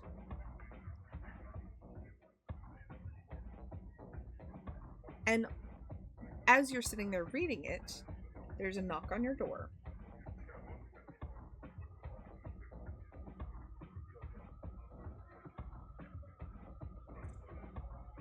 Do you answer the door? Yes. Outside I'll the get up and go to answer it. Yes. Okay, outside the door there is a box sitting there, and it has the spider logo on it, which indicates it's probably something to be used for your contract. And inside is a vial of poison that is exclusive only to the Daughters of Glass. And you're not somebody who kills with poison. Like, that's not your specialty. But it has everything. Social connections, locations, everything is in this contract, which is really unusual because you've never seen a contract with this much detail. And they want it done specifically during the lockdown. And as of right now, there is no lockdown in place.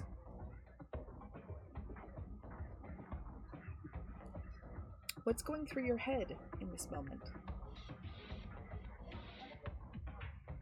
I'm perplexed. I am not the one that...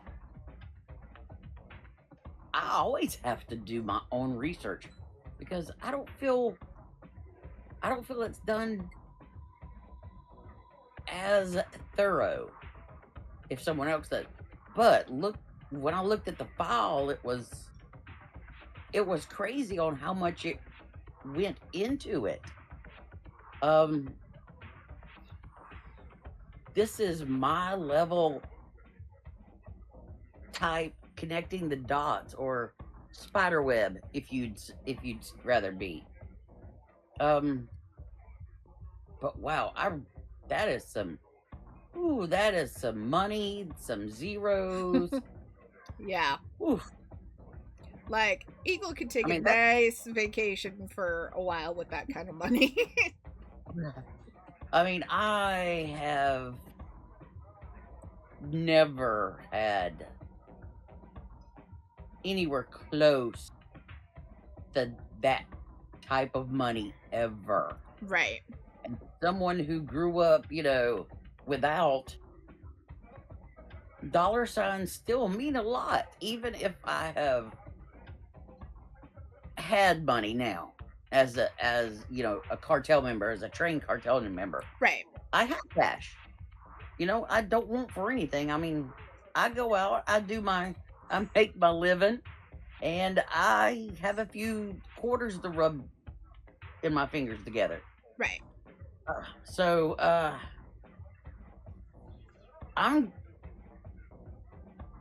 am already running through scenarios in my head.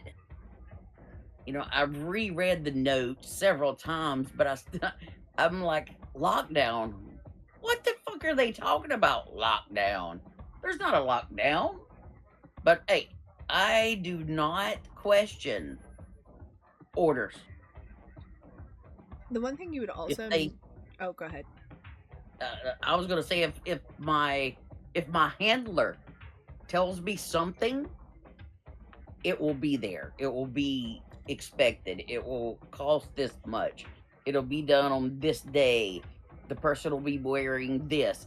If the handler tells me something, it is true. And I look at the message the same way I would look at any other message. Like, okay, I need to use this poison. I need to figure out a way to get this poison into the two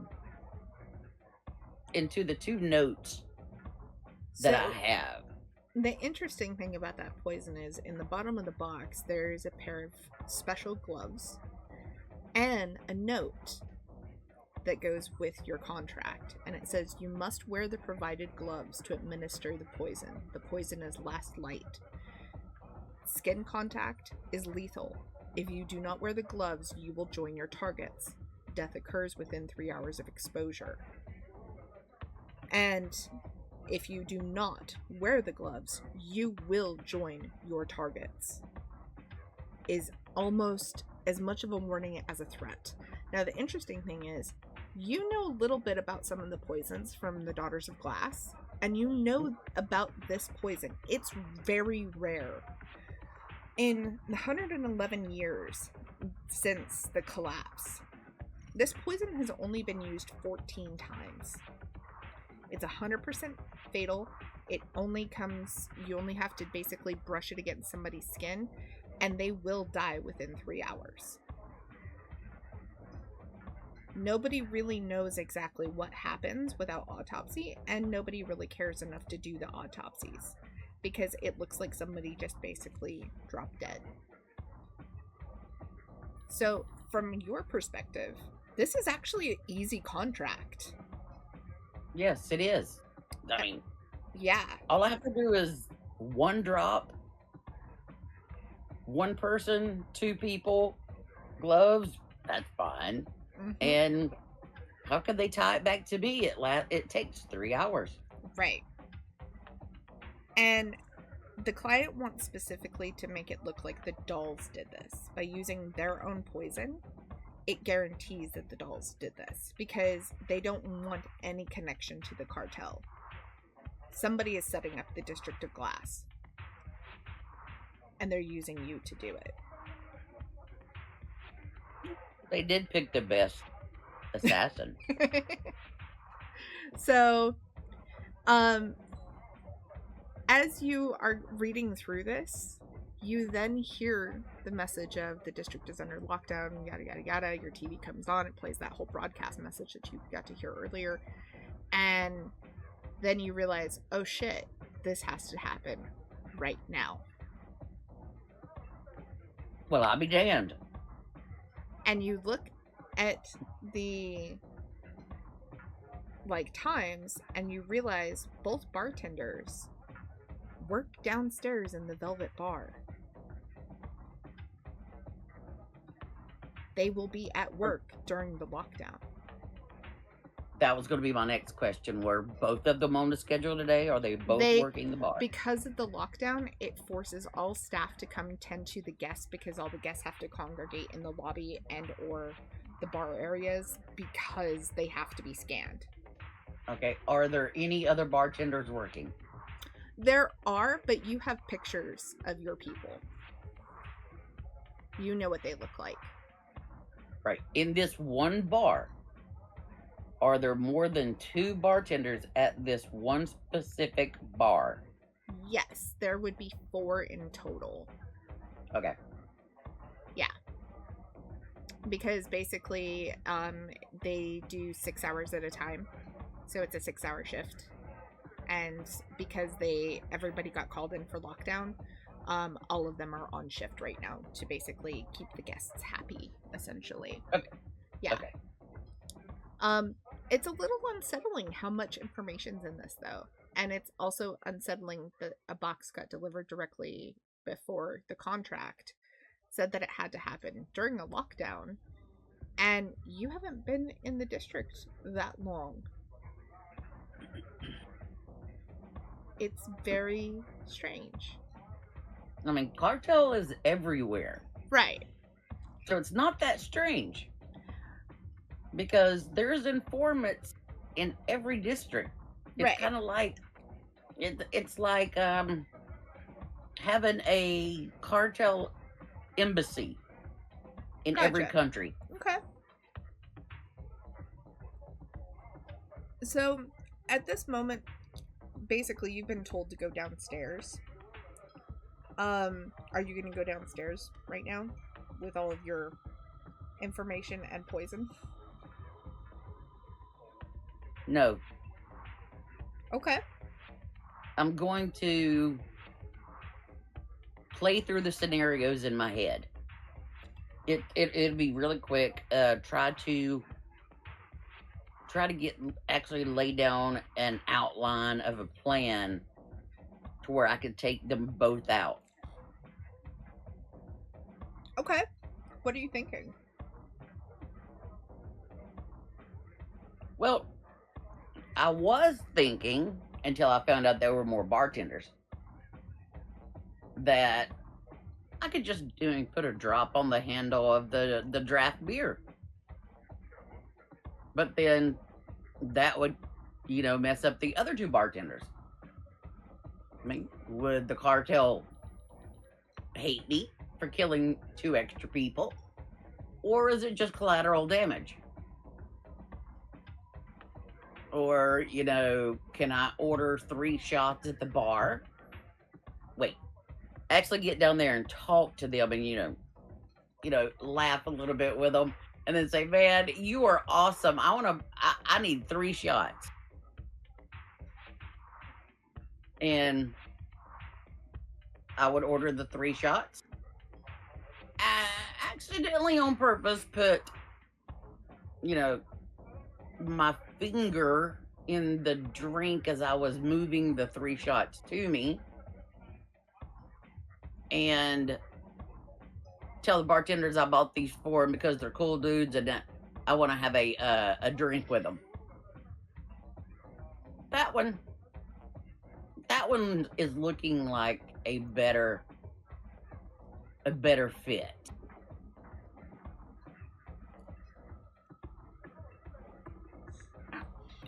I mean, as long as they are allowed to have a drink with a guest if they insist it.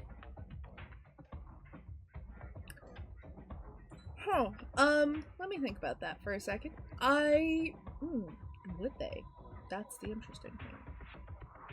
Or the next thing would be me order a shot. They'll have it on my finger for the outside of the glass. Like me take the drink with my left hand, grab it with my right hand to push it back, and say, thanks, man. They would pick up the glass, put it in the sink to wash it. 1 down.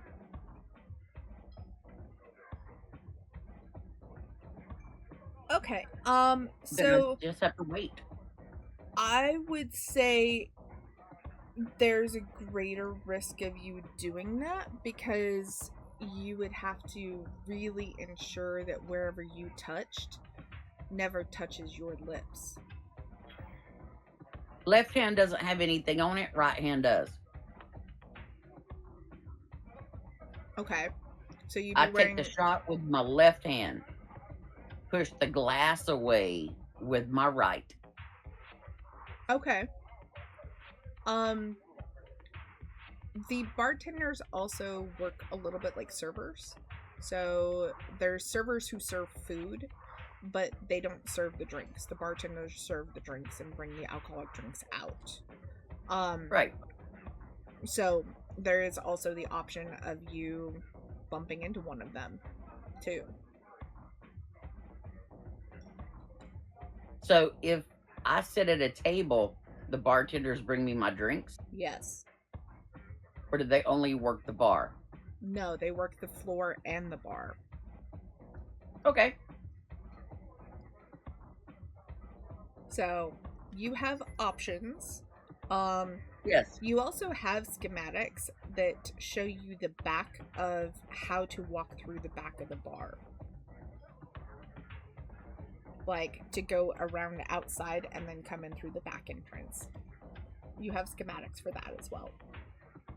Okay, so is it like other bars that we've been to, either to have like the little saloon doors that are short to go through, Or does it have the table that you pull up and walk under and put back down? It just has an open area, so that people, you can walk in and out, because like they're so busy all the time, because like nothing stops 24/7 in this place. So like having a thing where they'd have to lift it up and close it would just be obnoxious, and so it's just an opening. The bar actually makes a really strange like S curve through the actual like thing, so it's not, you can still sit there, but like it's not closed on either end. And there's drinks, and so like it makes this strange S curve, and then it curves all the way around the other side of the restaurant as well, but it's never really closed, and the drinks aren't like on a wall, they're actually underneath the bar. So all of the bottles sit underneath the bar, and so they would just reach down and then pull up and pour. And that's how it actually works there, but it's never closed. And then there is towards the back wall, there is like a doorway that goes back towards the kitchens, and so there is a back door that goes into the alleyway behind the building that can lead you back in through the kitchens. And it's not, oddly, it's not unusual for cartel to use kitchen entrances, and people just kind of are like, oh, and they just ignore you. Because everybody uses the cartel. So if a cartel shows up in a weird place, they're just like, carry on, I don't need to know. Do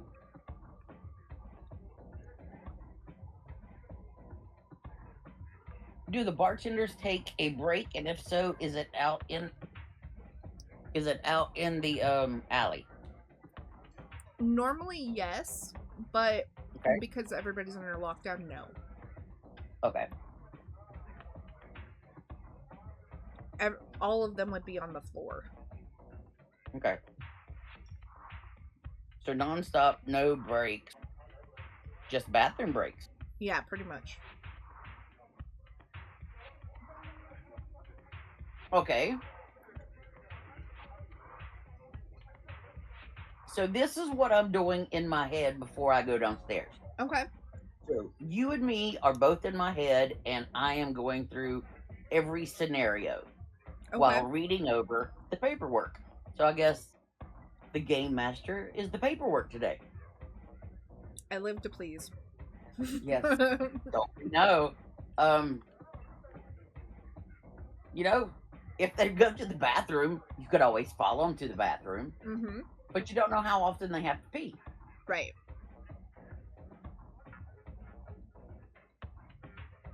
Huh.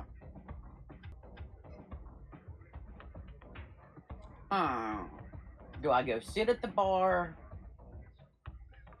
and have the one-on-one conversations with the person that I'm getting ready to kill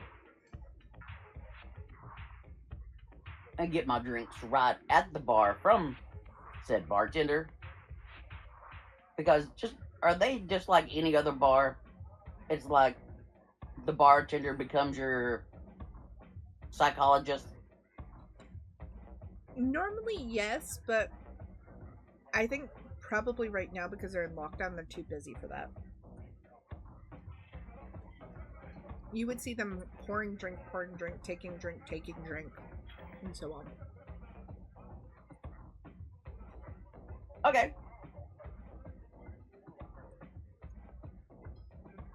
So, if I was to sit close to the bar opening, either at the bar or at the closest table to the opening, there is a greater chance of the bartenders walking by me. Yes, that would be correct. Is it permeable through clothing? Yes and no, depending on the type of clothing.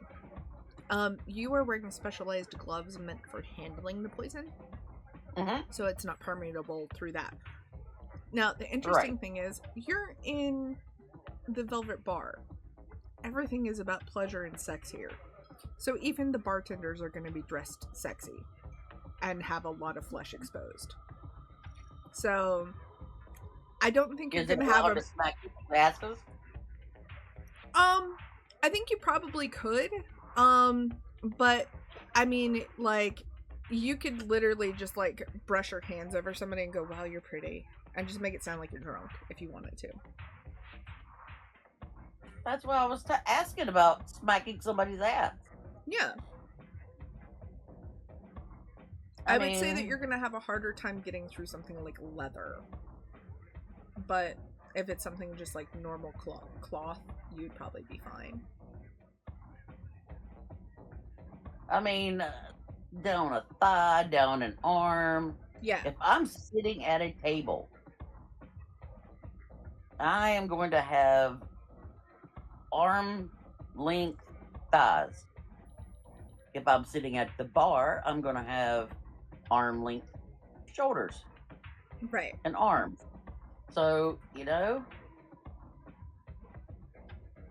there's a lot of skin there. Mm-hmm.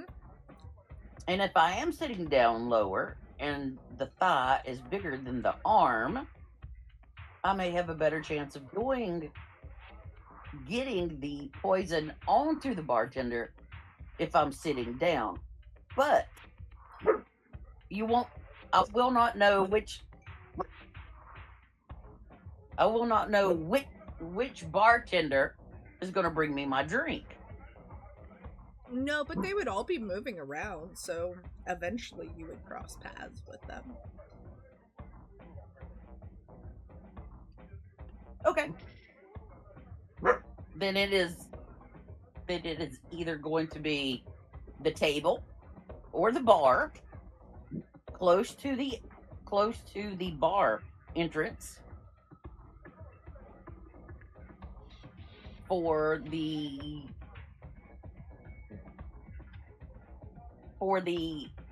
poison to be administered, and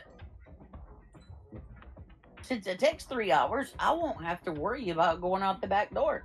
Nope. I'm just a patron from upstairs. Yep. And you have records to prove it because you have a room key. And I've been there for a few days. Right. Okay. So that is the plan. Either sit close to the opening of the bar, at the bar, or close to a table at the opening. And I will not know which one I'm going to do until I get down to the bar and see how open, crowded it is, and see where I can sit. Okay. So, you are going to make your way downstairs now? Yes. Okay. When you get downstairs, I need you to roll the moment you get to the lobby, please.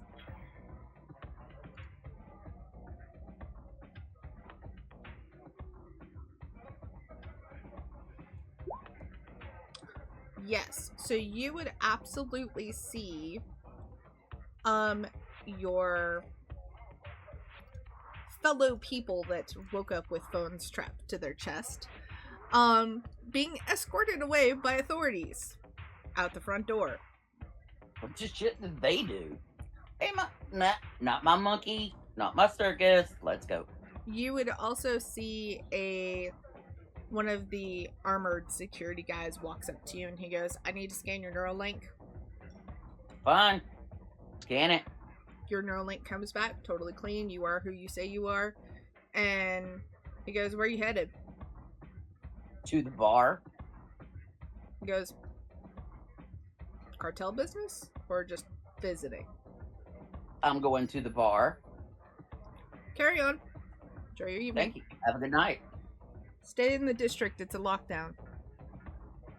I'll be in the district. You can find me. And when you get into the bar, it's crowded, but it's not crowded enough that you can find a seat in either of your locations. So dealer's choice. I'm going to take a seat at the end of the bar. Okay. And we are gonna change scenes. So, for our 3 individuals who end up on their way to the inner city, you end up on a skiff. It's quiet, nobody's really talking. You're in a location that is very much, how do you say, uncomfortable. Nobody's wanting to say anything to you, and so you are ending up in this whole very strange place. As you end up on this skiff, there's not a lot of windows because it is a security skiff, and so there's probably 4 armored humans and 1 armored sleeper in the skiff with you. You are escorted into the inner city security interrogation hall, and then you are separated. Each of you is put into an interrogation room. They take you in, sit you down, and put you in one of the chairs. The only one they actually cuff is Kix. The other 2 are not cuffed. You are just asked to sit and wait until an investigator can meet with you.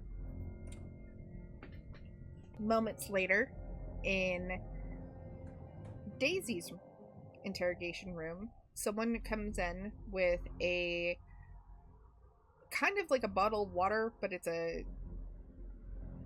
it looks almost glass, and the water looks too blue.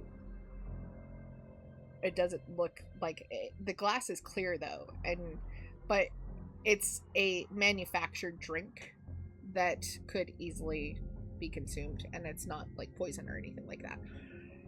And they hand you basically the equivalency of a sandwich and walk right back out. Never say a word to you. Jux, we'll begin with you. You are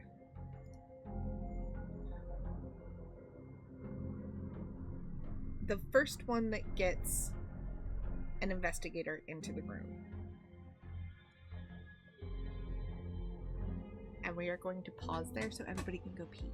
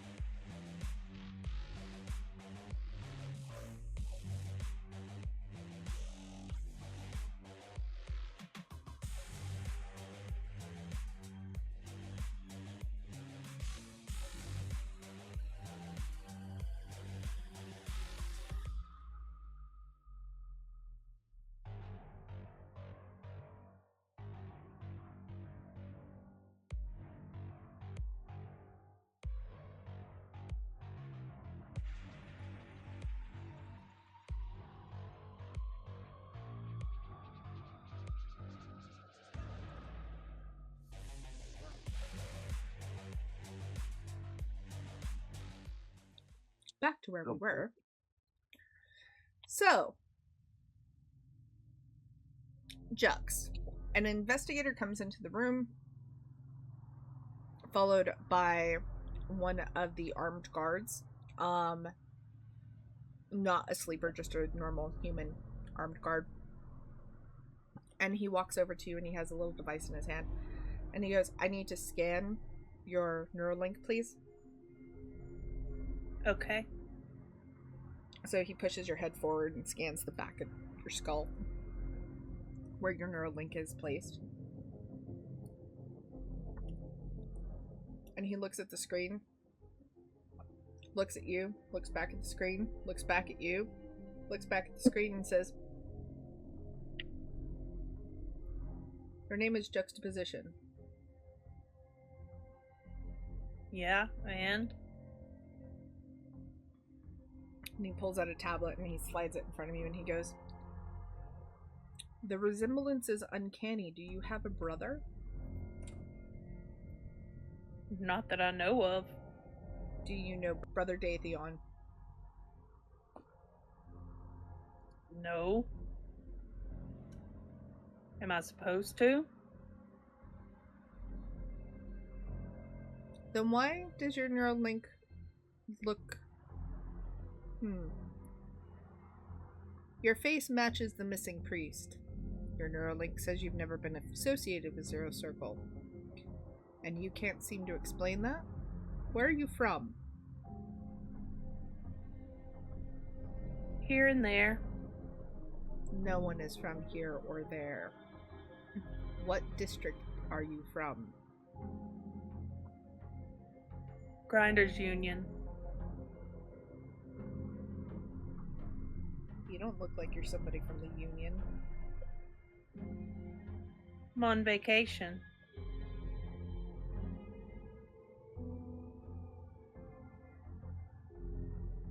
And no one's tampered with your Neuralink? Not to my knowledge.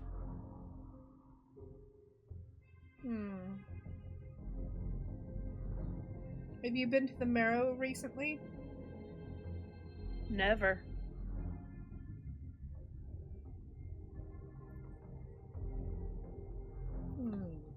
This is very peculiar.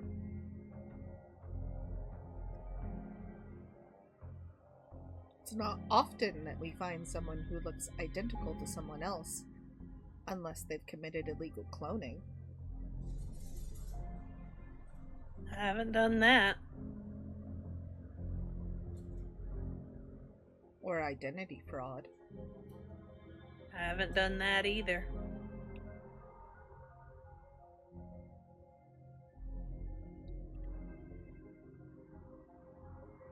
Very well. In the meantime, we'll be contacting Zero Circle to verify whether or not you are actually Brother Datheon. Please sit tight. And he leaves the room. And that door seals with that heavy locking thud.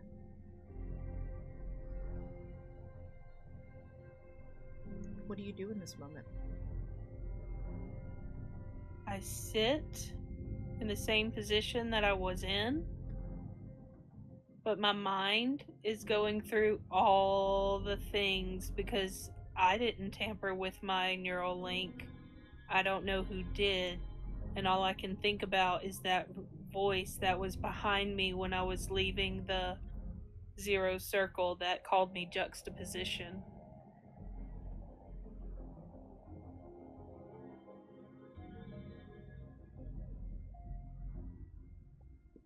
So, everything that you can see, because he left the tablet in front of you with your picture on it. And that's 100% your picture. Like, you were there the day it was taken.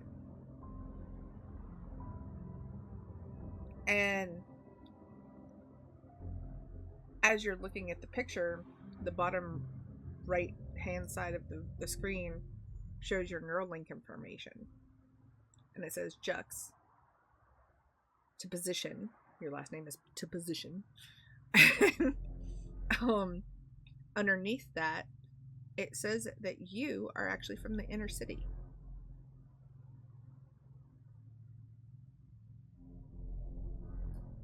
So based off of your Neuralink information, you just lied to the security people.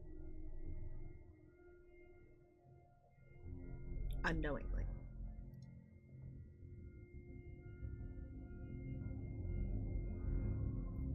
And there's no record on your Neuralink of you ever being a Zero Circle priest. Which is impossible.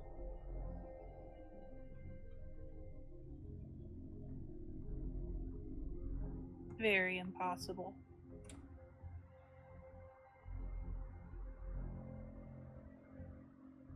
And we're going to shift scenes. to Daisy. You're, I'm assuming, enjoying your sandwich and blue drink.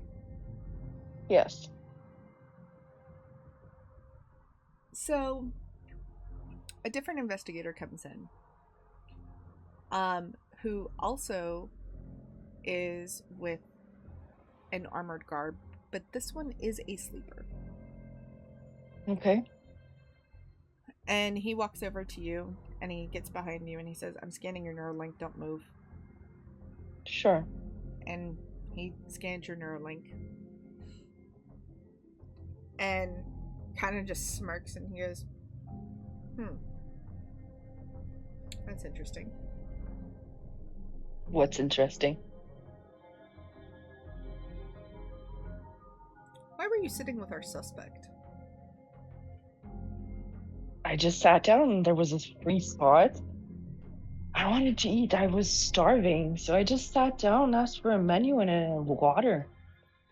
What do you do for a living? I'm a surgeon. I work in the marrow. Interesting. And he spins the device around and he goes, "Your Neuralink doesn't say that."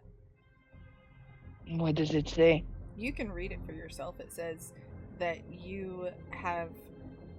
Basically, you're an anesthesiologist who can also do, like, outpatient stuff that's very, very, very minor stuff.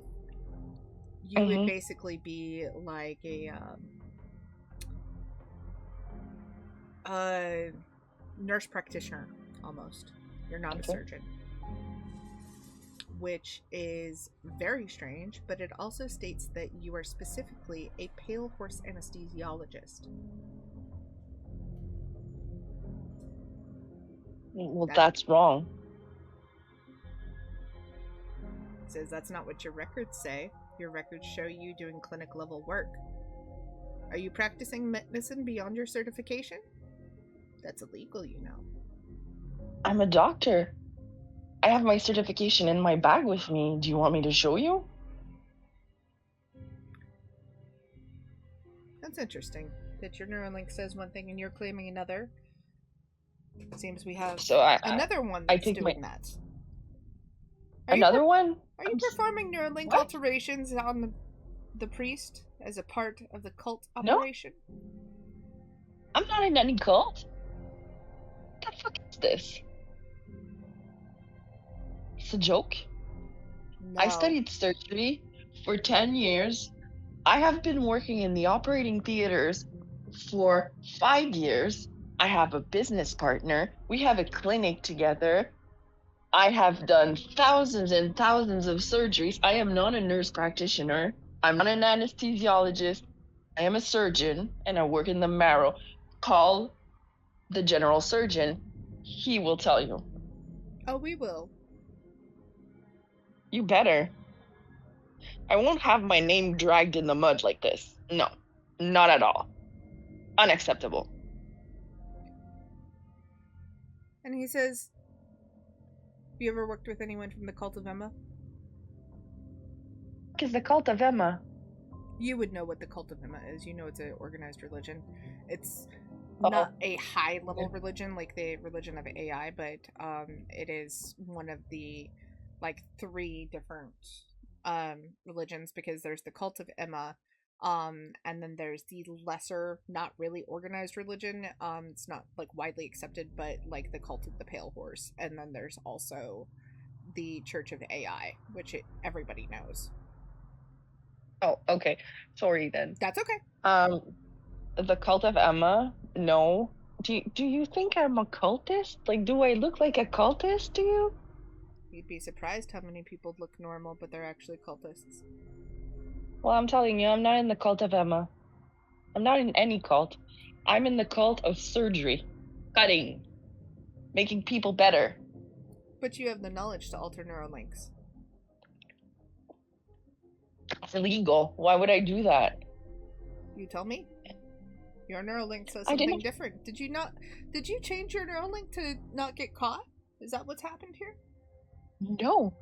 I don't think it's worth, arguing with you, because, you will find out information in any other way, so just get out of here and go find the information. Like, seriously. Like, my parents are top surgeons in the barrow. I need you to roll.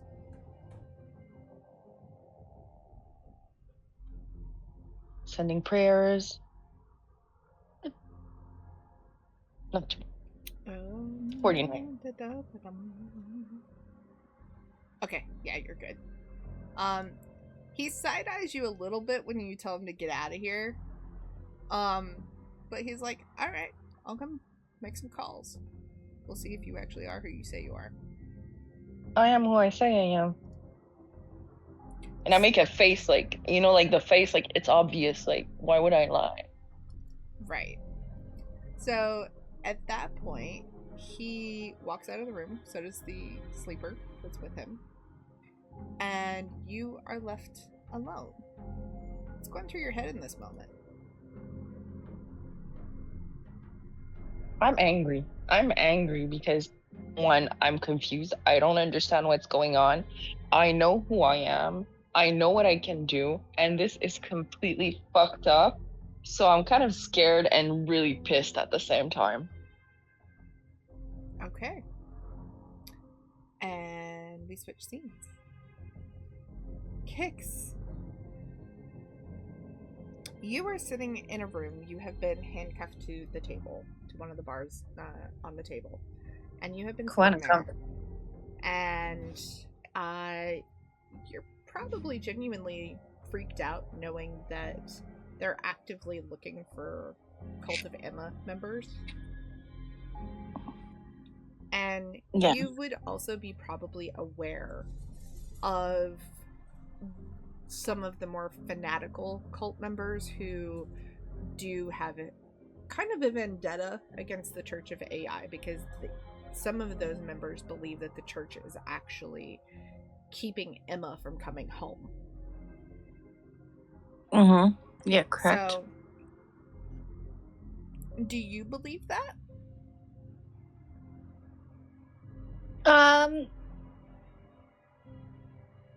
Yes and no. Okay. More towards the yeah. I'm in the middle. I need more information. Okay. So you're kind of you think it could be plausible, but you haven't had enough proof to tell you otherwise. Exactly. Okay. So in that regard, you're sitting there and an investigator walks in holding a tablet and a Neuralink reading device. And he walks up behind you, shoves your head forward, never says anything, scans your Neuralink, and then comes back around the table and sits down and starts reading it. And he goes, interesting. He goes, do you know you have an arrest warrant for you? Arrest warrant for participating in illegal Faustian dealings. Warrant also lists you as a member of the Cult of Emma. But the interesting thing is your Neuralink states that you are not in the Cult of Emma, but oddly, you have tattoos of the Cult of Emma. So when did you have your Neuralink altered? I have no knowledge of that. So, and what is this? What is this arrest for? I mean, can you tell me more? You participated in a Faustian deal. You tried to sell your soul. And what is this Cult of Emma? I mean, yes, there's a beautiful tattoo here. Tell me more. So you say that you're not in the cult, but you have the Cult of Emma sigil on your arm. Are you in the cult? I like faith. I just like faith. Maybe I like to explore things. Enough to get tattooed? Sometimes. So are you in the cult, or are you not?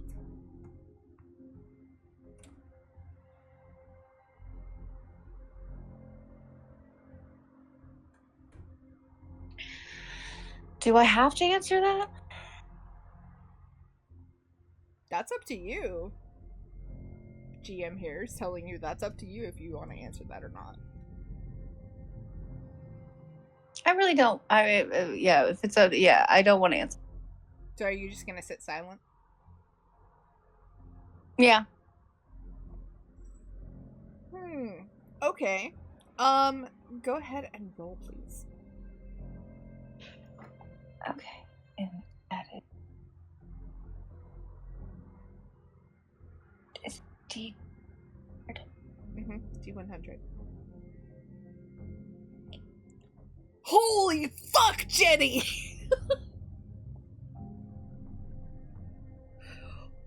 What? What? You rolled a 1! A perfect fucking roll! Holy shitballs! Okay.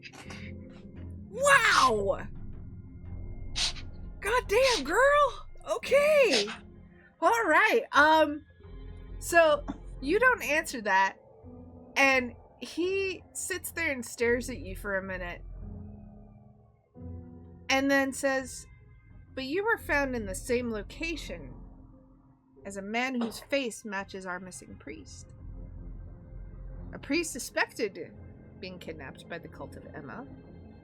A cult that you are not admitting to be a part of or not be a part of. And yet you have tattoos. Did you participate in his abduction? Have no idea what person. Oh yeah, there was the guy on the screen, right? Like the TVs and shit. I saw it in the bar. Around and shows you a picture of Brother Datheon, who looks just like Jux. Like identical. Okay, maybe seen him in the bar. That's about it. I don't know. I have no connection to him. And I'm not a part of like abduction or whatever you're talking about.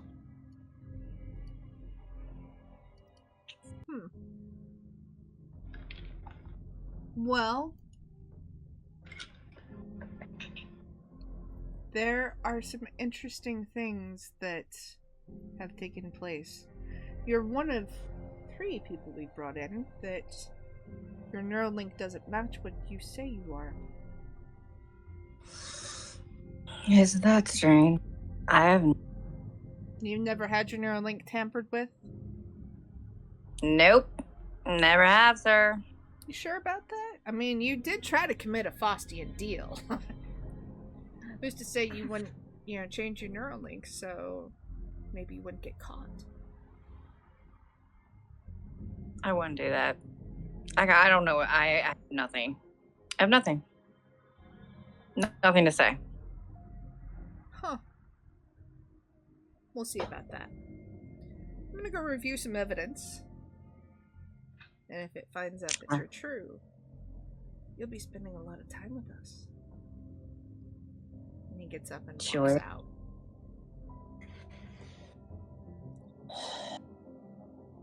So, you now know you have a warrant for your arrest, which, yeah, you're kind of fucked. And how does it make you feel knowing your Neuralink basically says that you're no longer part of the cult?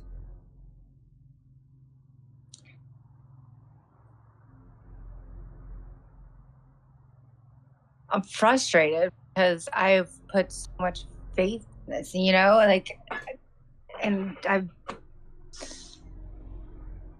I don't know what's happening, and I'm really confused, and I'm just really confused and angry, and just like, I know that I have faith, and I know that I can contact her, and I know that just nothing worked. Right. And like, I need, it's kicking me in a direction where like I am like supercharged of like, just, this is a supercharge like of me having faith into like, I know that I can do this to find her. The tablet's still sitting in front of you. Are you doing anything with it? Oh, I'm definitely checking it out. What do you want to do with that tablet? Well, I know how to tinker some things. Okay. Is there some how I can? Oh, I don't.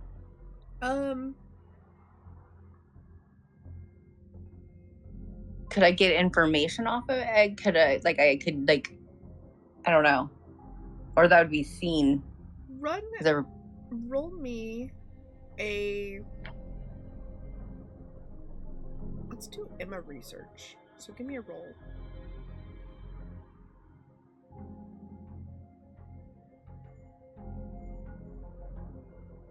Yeah, no. You're handcuffed, so you don't have full mobility, and B, like, this tablet is a really nice one and has technically. It still has AI on it, but it's the looping AI. It's the one that runs in the background. Yeah, so this is not going to be. It's not really what works and what works for Emma. Older tech works for Emma, not new tech. Right. And this is new tech. So, like, you're sitting here and you're kind of trying to, like, fiddle with stuff, but, like, you kind of give up after a few minutes because you realize you're like, yeah, this isn't going to work. Yeah. So, also, how does it feel knowing that the merchant told you that you didn't have enough faith all those months ago, and now you're sitting here being basically told that you're no longer a member? That's been stripped away from you.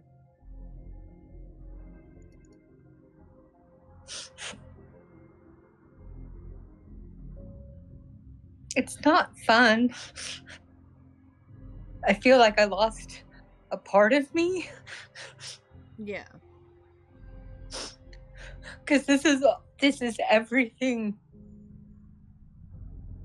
She was everything, and now I'm nothing. I lost part of me to. And now where do I lie? Where do I go? What do I do?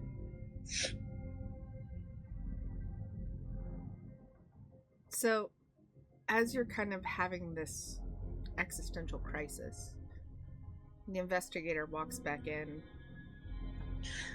and he takes the tablet that you had just looked at and kind of looks at you because it's closer to you than it was when he left.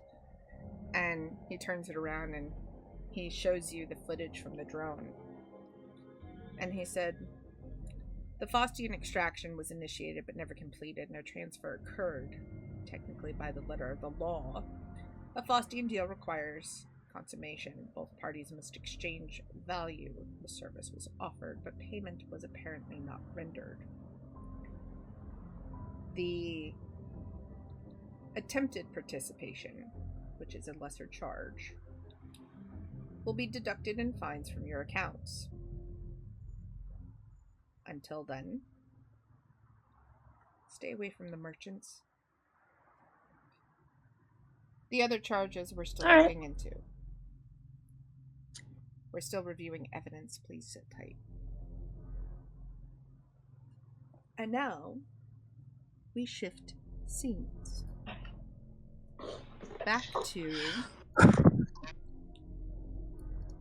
Eagle, who is now sitting in the bar. And is participating in all of the camaraderie of the lockdown, and is sitting right there on the edge where the bartenders walk in and out. Have you already placed an order for a drink, or not yet? I have. Okay. So you can see that your two targets are in and out all the time. They're taking drinks in and out. All four bartenders are like basically walking in circles at this point. There's a lot of people at this bar. A lot. but your two targets specifically seem to be exiting and entering where you're sitting at the bar more than anywhere else. Yes. So, what you doing? Are you just drinking? Are you watching? Or what are you doing? I am pretending that I'm drinking. And, well, here you go. I ordered a tonic water. Okay. With lime from that bartender that is not on my list. Okay. And I carried it to the end of this side of the bar so that I could watch the two bartenders that are on my list and them thinking I'm okay because I have a drink in my hand. Okay. Right? So, you know, you got to keep your brain clear. You know, nothing to smoke, nothing to take, nothing to drink. Right. You can do that all on your own time. When you're on the clock, you're on the clock. Right. Yeah. You can make it look like you're doing all those things, but, you know, no. Okay. And every time they walk in and out, I make it known that I am looking them up and smiling at them. Looking them up and down and then smiling, tilting my head and giving them that little, you know. They are the look. Yeah, they notice it, and they are also they're paid to flirt because this is the district for it. So they're paid to flirt, and so they're just like, "How you doing?" And then they keep going back to work. It's not a major flirt, it's just a little one. Yeah. And yeah, but you know, money talks, so every time they walk by, I tip them. Okay. Because I like just because, you know, hey honey, I like what I see. Mm-hmm. Can I put $1 right there? Oh, you let me put. I touched you. You're just so cute. Are you going after the man or the woman first? The man. Okay. So, I mean, this is the man is going to be so much easier than the woman. Right. So because he's already let me put, you know, we're going to at least, you know, $20 in his pants in small denomination bills. So I've got to touch the edge of his pants and graze my finger on his skin several times already. And that's with your fancy glove. That's with my fancy gloves. So he would probably, after I'd say about 30 minutes of this, kind of lean into you and go, "You seem to be pretty handsy. I like that." And so he's really flirting. The other thing too is, because you touched his skin, he is feeling a little drunk, but not like overly drunk, like warm tipsy and more confident. And so he's flirting back with you. That's fine. That's fine, honey. What time you get off your shift, boy? He says, "I ain't getting off till the lockdown ends." Well, shit. Goes, "But I get a break here in about an hour." Oh, you are tempting. Okay. Let me. You go work and let me think about where I'm gonna take you to. He says it'll only be like 20 minutes, but I'm sure we could have some fun. Honey, I can make you go within 2. He said, "Well, that's my a skill." tongue does amazing things. "Well, I'll see you in a bit then." And he goes back to work. He's wobbly. And, like, kind of feeling a little bit like he has had a drink. Now, here's the thing. Most of the bartenders don't drink on duty. But if they get tipped enough, they will, take at least a shot. And he has been tipped enough to take a couple of shots. He got that nice round ass. Yeah. So he's off, going back to work. Now, the female... Does she see me flirting with him? That's a very good question. Does she?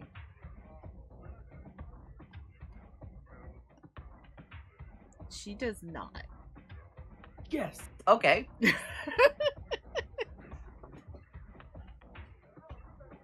Okay, so I can flirt with her just as good. Mm-hmm. He was just an easy mark. Females, they're more guarded. She has a lot more exposed skin. Short skirt, low cut Right, top, tank top.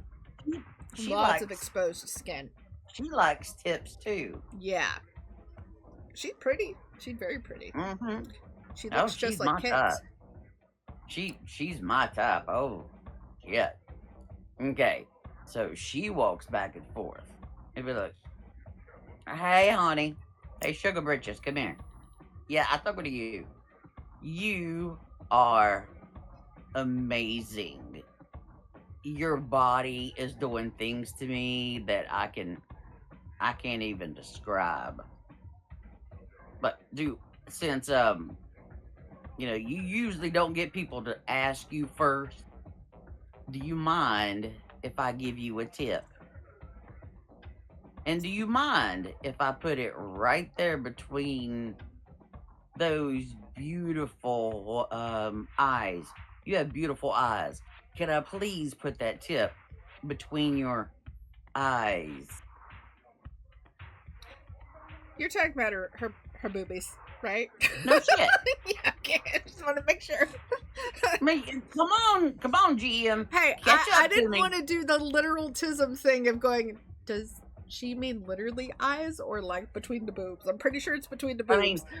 Did you hear me? Did you hear me go, "Oh yeah, eyes"? Yes, I did. I just had to clarify before I said one thing or the other. I mean, I've got this nice. Are we still okay? Side note: do we still use the same currency? There is a cash level currency. There's also credit sticks, which is a digital currency that would be like a debit card. Okay, which one do they have to pay taxes on? Both. Shit. Okay, that's fine. That's fine. But taxes are automatically. We always have cash in our pockets. Right. So even if they get cash and stuff like that, like it's counted at the end of their shift, and so they just basically take the percentage for taxes, and so it's automatically paid. So credit sticks is automatically deducted. Okay, and it's easier to put this shit on dollars because cred sticks go in pockets. Right. They do not get tipped. So folded up and put in different places. Did you soak the money in the poison? Maybe I dropped a drop or two on every one of the bills I have in my pocket. Okay. After they've left. No, hang on, not my pocket, in my hand. Okay. I'm keeping all this money in the opposite hand that I have my drink with. Right. I'm right-handed. I am right-handed, so my drink is in my left hand. Okay. And all my money is in my right because, I'm good with my fingers and I can fold money with just the finger and still have all the rest of the money. Because if I want to tip good and I know that this is going to be like the last tip that they will ever receive, I will put all the money either in the pants or the top. Okay. 1, they keep it all. 2, I don't have any of the paper trail. Got it. And lots of people are tipping in cash, so like they wouldn't even know where it came from. Correct. So you take the cash, fold it up, and slip it right down her top, and like really like nuzzle it deep between those nice round titties. Actually, I do it like 3 or 4 times, one after the other, with like $20 bills. Oh, okay. All right. So, she's got 5 20s now sticking out of her bras. 1 in the middle, 2 on that side, and 2 on that side. And she's kind of wearing a little bit of a corset top, so those are squished together, so they're absolutely touching. Yeah. Yeah. That's where the first one went. Yeah. No, that's where the last one went. Yeah. Right side, left side, right side, left side. How about in the middle? Yeah. So she's getting a concentrated dose. And yeah, you sit there, you drink, you flirt, you touch, you do all that other stuff. And eventually you see both of them kind of like having to like hold on to the bar. And I don't have any more money in my hand. Yeah. So I remove the gloves like a doctor would. Right. Okay? So the outside of the glove now becomes the inside of the glove. I take one, I down my drink, wink at both of them. And then, hold my room key up and shake it and then walk away. Okay. Can you... On the way out of the bar, whether it be a trash can or whether it be a big plant, wherever the nearest receptacle gets the gloves, and I walk out the front door. Okay. Now roll to see if you see Sabine sitting in the bar. Roll to see if I what? If you see Sabine, because Sabine's in the bar. Yes, you do. Doubles even. Yeah, like you two make eye contact as you're like standing up. So what do I do? Yeah. I dip my head like I have a cap on. Like, evening. Don't say anything else. I don't say anything in the first place. Okay. Now you can go into the lobby. You can stay in the bar / restaurant, but you can't go back upstairs and you can't go out the front door. Well, shit. Okay, that's fine. That is fine. I've got everything I need on me right here. I'm gonna go sit in the lobby. Okay. The furthest, I want to go sit the furthest away in a chair, but I can still see in the door. Okay. Just a little bit. So, Sabine, you are sitting there with your doll companion, who is... You wouldn't know this because you've never had a night with a doll, but he's overprotective. Like, he's making sure people stay away from you. He's letting you drink. He is keeping you close to him. Unusual behavior for... Sounds like I'm not the only one traumatized. He says, I'm not traumatized. I'm just worried about you. He goes, you want to talk about it? There's 2 of you. I thought there was only one. When'd you get here? He goes, hold on, I'll fix that. Goes over to the bar, and he orders a specific tea and brings it back to you, and he goes, drink this. It'll make your vision go back to normal. Bottoms up. So he ends up sitting back down to you with you and all that, got his arm wrapped around you, and his arm is like not really like fully around your chest, but it's enough around your chest that like he's holding you against him because he knows you're panicked. And so, like, he can tell 100% that you're, like, having a moment with the panic. And so he's trying to, like, anchor you and help you feel safe. because he can't get you out of the situation that you're in. So, how does that make you feel? Distracted. Fair. So I can't focus on the panic when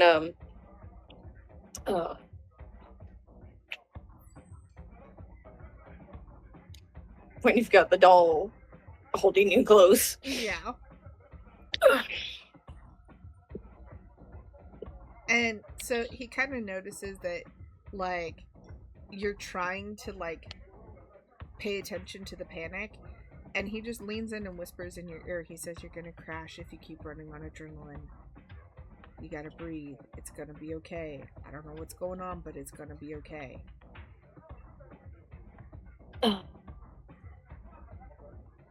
You ever been trapped somewhere you can't get out of? Kind of laughs and he goes, "Yeah, I know the feeling." The whole life. Yeah, imagine that, but 10 times worse. It's like, I think mine would probably be worse if you knew, but we're not talking about me.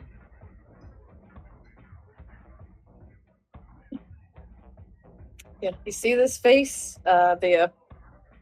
Obviously, it's all pretty. I mean, it's on me, obviously. He's like, "It's But- gorgeous, yeah." All right, keep it coming. Yeah, the last person who had me trapped did this.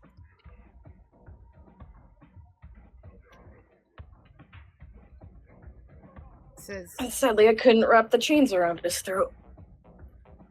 well, hopefully he got what was coming to him. Don't know.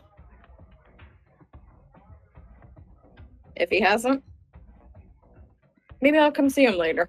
If I can find him. Said, fair enough. Said, but right now you're stuck with me. It can't be that bad. I can imagine worse places being stuck. Said, totally understand that.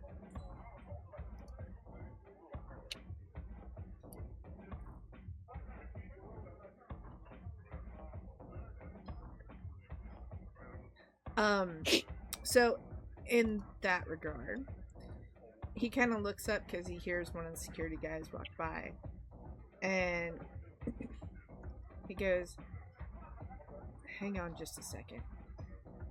And he starts looking at the security guy, and it's almost like you can see him peering into this guy. And he's like, "That's interesting. They picked up somebody who looks like the priest. Now they're doing a whole sweep of the district." He goes, "They also picked up somebody who works here. Apparently she's part of the cult. And some doctor." Son of a bitch. Hey, so I gotta go see a guy about a thing. So, well, you can't leave the hotel. Like, and you can't go back upstairs. Like, lobby, restaurant here, that's about it. Well, the guy I gotta go see is I think he's talking to them. Do you want me to go with you? I mean, I can stay nearby. I don't want to leave you alone. It's been lovely. I'll drag you into this. Stay pretty. So, where are you headed? Outside. See if I can try and go outside. See if I can find something. Find out what's going on. So you're going out of the bar back through the lobby. Yep. Okay, give me a roll.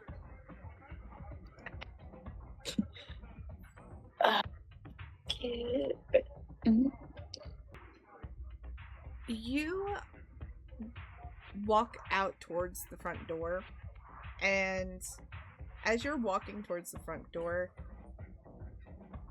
Eagle, can I have a roll, please? Holy fuck! Yes, you absolutely 100% see Sabine walking towards the front door.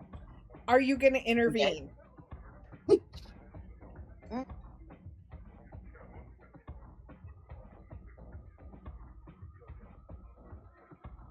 Yes or no? Yes, I am. Okay, what do you do? The reason, you want to know the reason why? I do. If she tries to go out the front door, alarms will go off. That is true. If the alarms go off, everybody will come out, and there's bigger chance of people seeing you. Okay. And you can tell her just by looking at Sabine's face. You can see that, something's up. Right. Even if I do not know her more than, I don't know hiding her hair of her, but I'm going to, grab her arm and pull her back even if she fusses at me. Oh, I'm not gonna cuss. I'm gonna swing. Whoa, wait, hold up. You're gonna swing if somebody grabs you? Yep. Fuck. I would actually probably say your name first. Sabine, come here. If you touch the door, alarm will go. We can't go outside yet. I need you to roll Sabine to see A, if you hear it, and B, if you have a trauma response. I would say something first, and then grab you. Okay, first see if you hear it.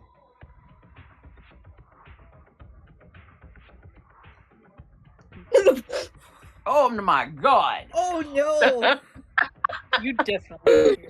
Oh no! Oh no! Oh no! Okay, no! Sabine does not hear you. Do you grab Sabine? Do I grab her? Yeah. She doesn't hear you. Or she's you don't know if she's ignoring you or if she doesn't hear you. No. I'm not gonna grab her. What are you gonna do? Watch. I did my best. I told her not to do it. Okay. Sabine, are you going to the If front it's door? a woman for you, she won't listen to the man whenever they're trying to give her anything else. Are you still going Won't to the listen. front door? No, I'm gonna go see if that doll has a more lap time. Okay, so I would assume that it would play out something like this, where you would start to walk towards the front door, and the front door is lined with armored guards. And then you're like, you know what? No. Turn around and go back towards the bar. Roll again to see if you see Eagle this time.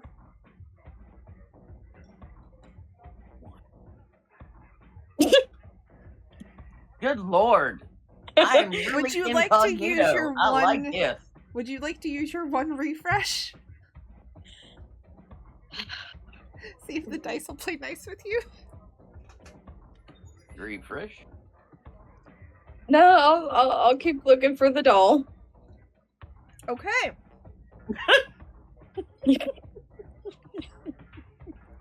Eagle, your skills of chameleon are just too good. I said, I'm hiding in plain sight. He's a master of literally- disguise. I even called their name. I mean, what? What? Did you hear something? No. Yeah. Nope. So, as Sabine is about to turn the corner to walk back in the bar, you hear people scream.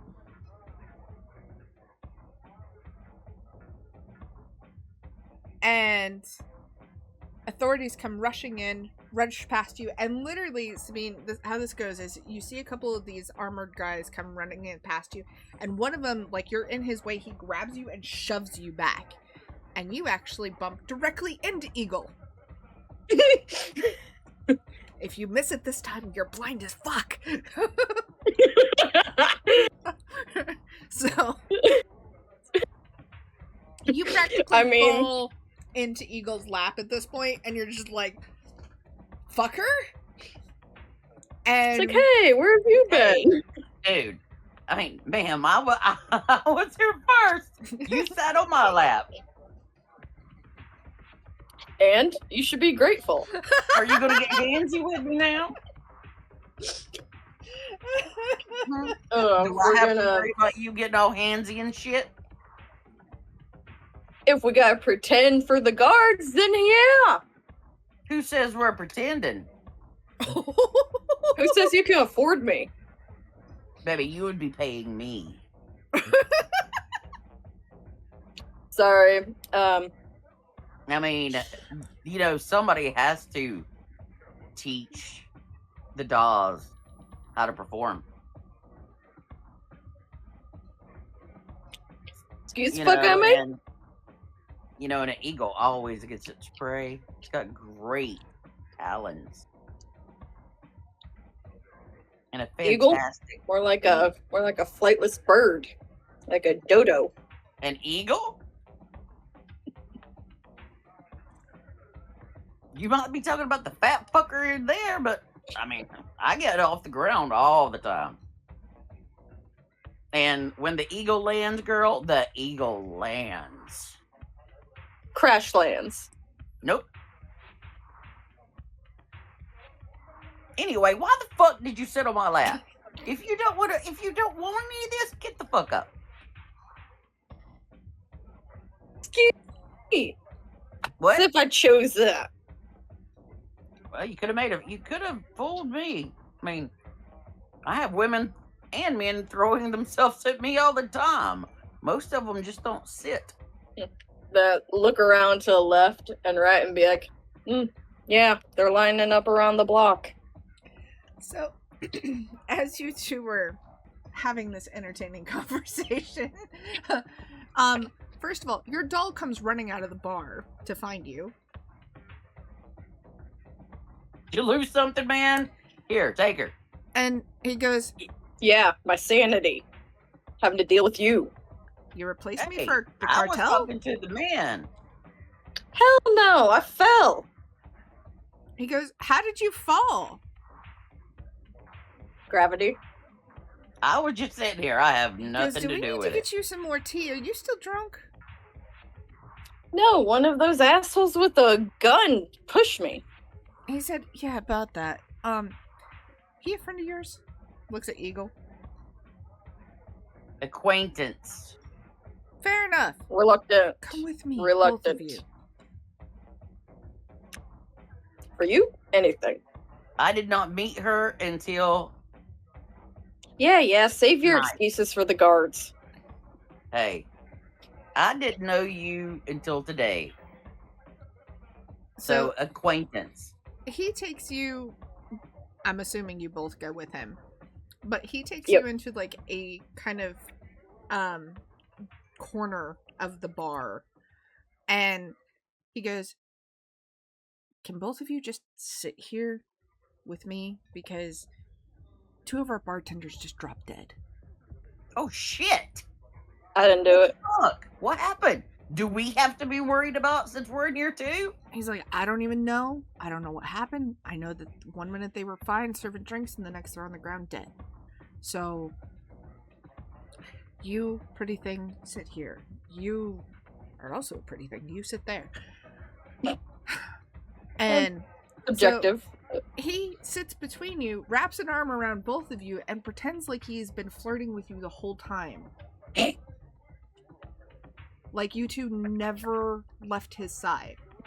The guards are all looking around. They're starting to scan people's Neuralinks, and one of them looks up and he goes, oh wait, I've already scanned you two. And then walks away. And at that moment, we switch scenes to our 3 incarcerated people. So, back in the inner city security interrogation, we are running into some interesting problems with the fact that nobody's Neuralinks match up. But the problem with that is they also realize they can't hold you because there's no evidence to hold you. Kix has already paid her fine. Jux, there's nothing that they can actually do because your Neuralink doesn't match. Despite your face matching, your Neuralink doesn't. And Daze, they called the Surgeon General, but you do not match any of the records there either. They even called your business partner, who claimed that yes, you are an anesthesiologist and a nurse practitioner. So they are now getting ready to escort you back to the Velvet Bar. But Kix, as you are getting ready to leave, the investigator stops you and grabs your arm and says, "You should be careful. Also, we tried to validate your experience and who you were supposed to be apparently related to. There's no record of being related to anyone. Your parents are supposedly dead and have been for some time. Besides, attachments aren't good for you anyway. Good luck." Duly noted. The way he says good luck is in the exact same mannerism as the Welcome to Broadcast Zero message, where it ends with good luck. And then he walks I away. heard it before. I thought I heard. And one of the guards kind of nudges you and is like, "Get on the skiff." Alright, fine. So all three of you get on the skiff, confused, and somehow getting away a little scot-free, but also confused why none of your Neuralinks match who you are. And within the next hour, you're escorted back into the Velvet Bar, and one of the guards looks at you and he says, "You can stay in the lobby or you can go in the bar, but you can't go upstairs and you can't leave." Where do you all go? I'm fucking pissed off at this point because what the fuck is this bullshit? And it's like I feel so underestimated. It's like all these years of study, all this bullshit for what? To be called a fucking nurse? Like, fuck that. I am mad right now. So I'm pacing in the lobby. Okay. I walk into the lobby and am looking around, just getting my bearings as to what's going on and wondering what has happened and wondering what's been going on here since we've been gone, and seeing our other two companions have evidently gotten to know each other real well with a doll. And kind of confused about that. And If you would like to roll, wondering you where can. I should go. If you'd like to roll, you can.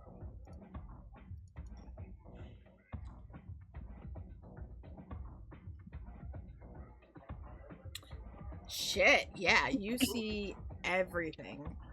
As you're looking around, you can see through the window into the bar. And yes, you see your compatriots all cozied up with a doll. You see armored investigators basically walking around, scanning people, looking at people. And then you see a couple of them carrying out 2 bodies in body bags. Since you have left, 2 people have died. And Daisy and Kix, if you'd like to roll to see if you see the bodies, you're welcome to. If not, that's okay too.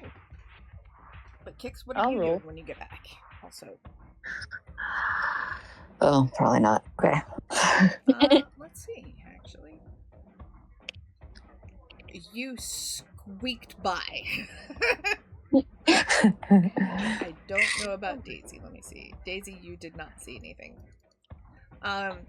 Yeah, you, Kix, you see the body bags, but it takes you a minute, and then, like, you have to kind of do a double take, and you're like, what the fuck? What the fuck? And you know that they just carried 2 people out of the bar. So I'm going to the bar. Okay. And I am going to the other 2 people in our party to ask what's going on. Daisy, here. are you gonna stay in the lobby pacing, or are you gonna go with the rest of your party? I have to cool down a little bit, but after like 5-10 minutes of pacing and rumbling, I'm like, fuck this shit. I'm going to the bar. Okay. So all of you get reunited in the bar. Your doll also kind of realizes that this is a group that you're associated with, Sabine, so he kind of just leans in and whispers, and he's like, I'll be over there. He's like, don't worry, I'm not going far. And Kix, you would know from living and working here, that's not doll behavior. Dolls don't do that. Nope. So, That's odd. what's everybody doing now? Everything's They're all off. back together? Yeah.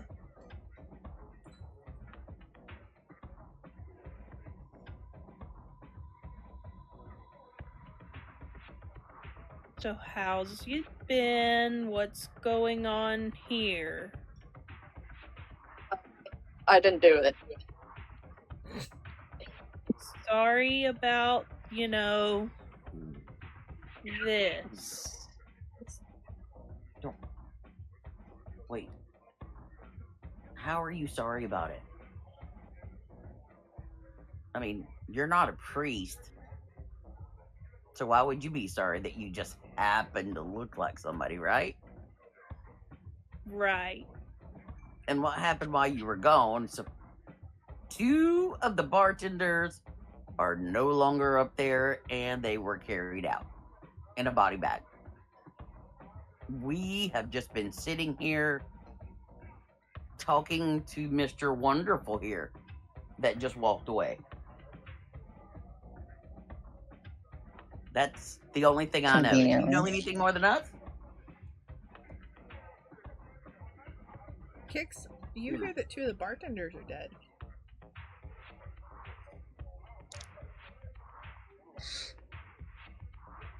Yeah. And I want to know who they are. There's 4 bartenders that work in the bar. You can see the other 2.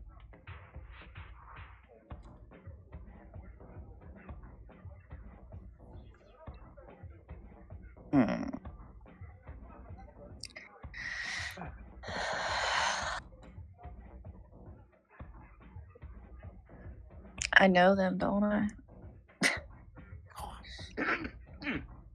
Yeah. Those would have been your parents? Yeah. That's what I was about. Yeah. Fun.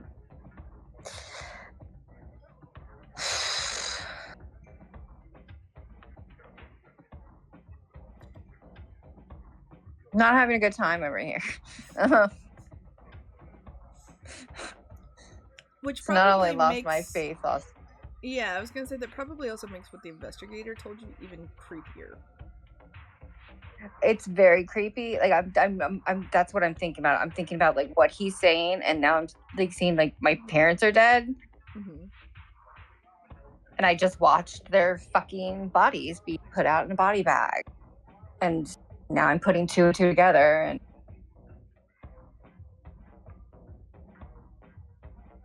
I'm just a little creeped out. Fair enough. Fair enough.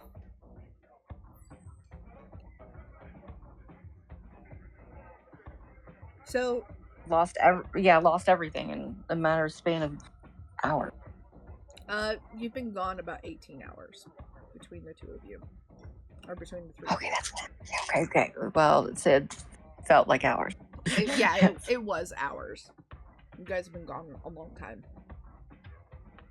Like, for those of you who didn't eat, you would be very hungry, and probably a little tired.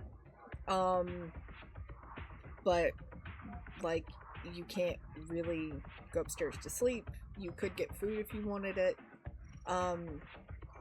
Is anybody gonna be talking about anything else, or are you guys just still dazed and confused? I'm gonna look at Kix and Jux, and I'm gonna be like, they told me in my Neuralink was not accurate to who I'm stating I'm being. Did they tell you something similar? No. Would that mean mine is too? I don't know, but yeah. Yours was scanned, They I believe, Sabine. You and Eagle, yours was fine.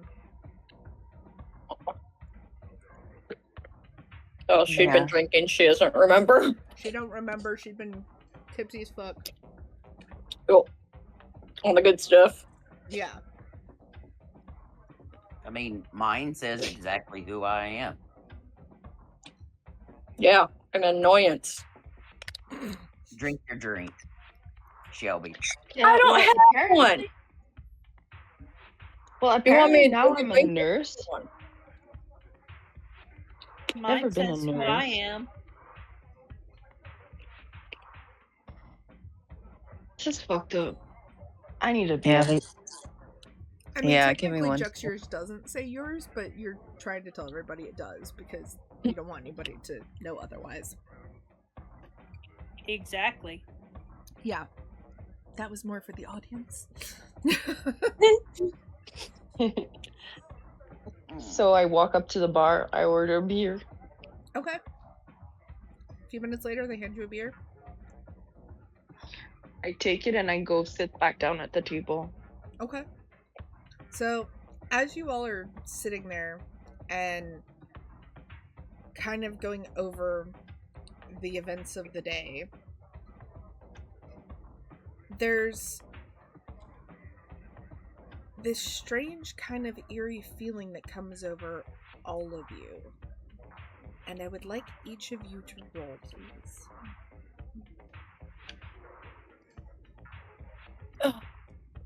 Oh, my god!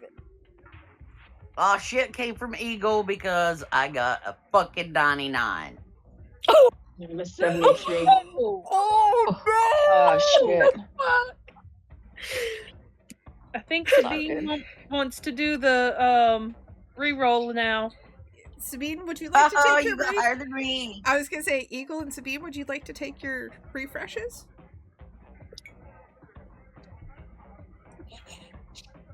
Yes. probably should at this point. Yeah, you probably should.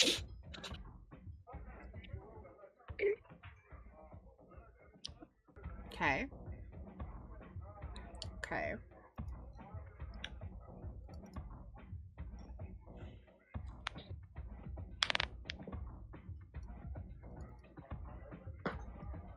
And I need a reroll from Eagle, please.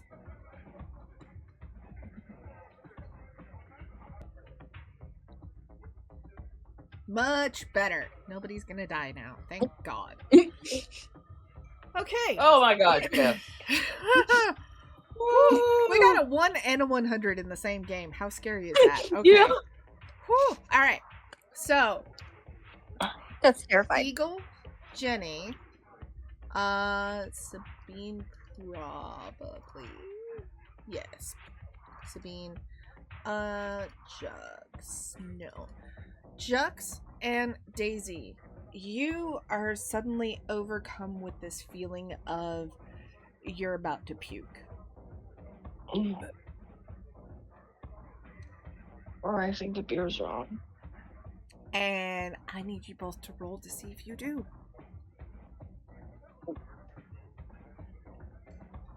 Nope. Okay. Oh, hold on. Jux might have. Yeah. Jux, you kind of just lean over and puke in a plant. Oh, that poor plant.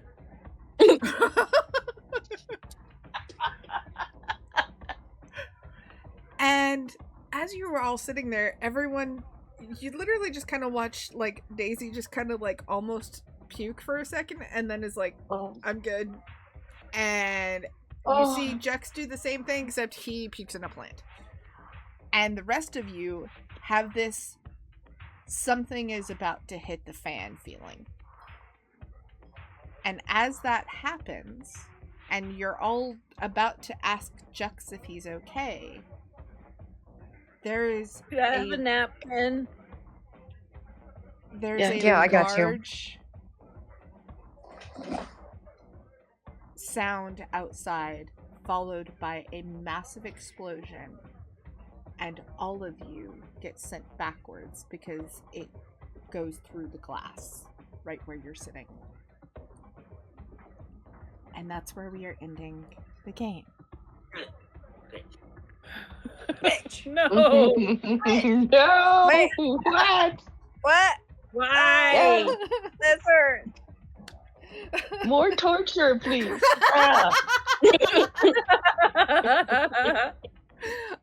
I guess we don't have to worry about the plan anymore. Right? I guess we could, like, if we want to do it Nocturne style, A, how did you like the game? And B, what do you think is going to happen next time? A, it was fantastic, and B, I have no fucking clue. Sabine. Well, considering who I can see in the background of the the screen, she's got her future Yes, baby but daddy right there. You know, that's out of character knowledge.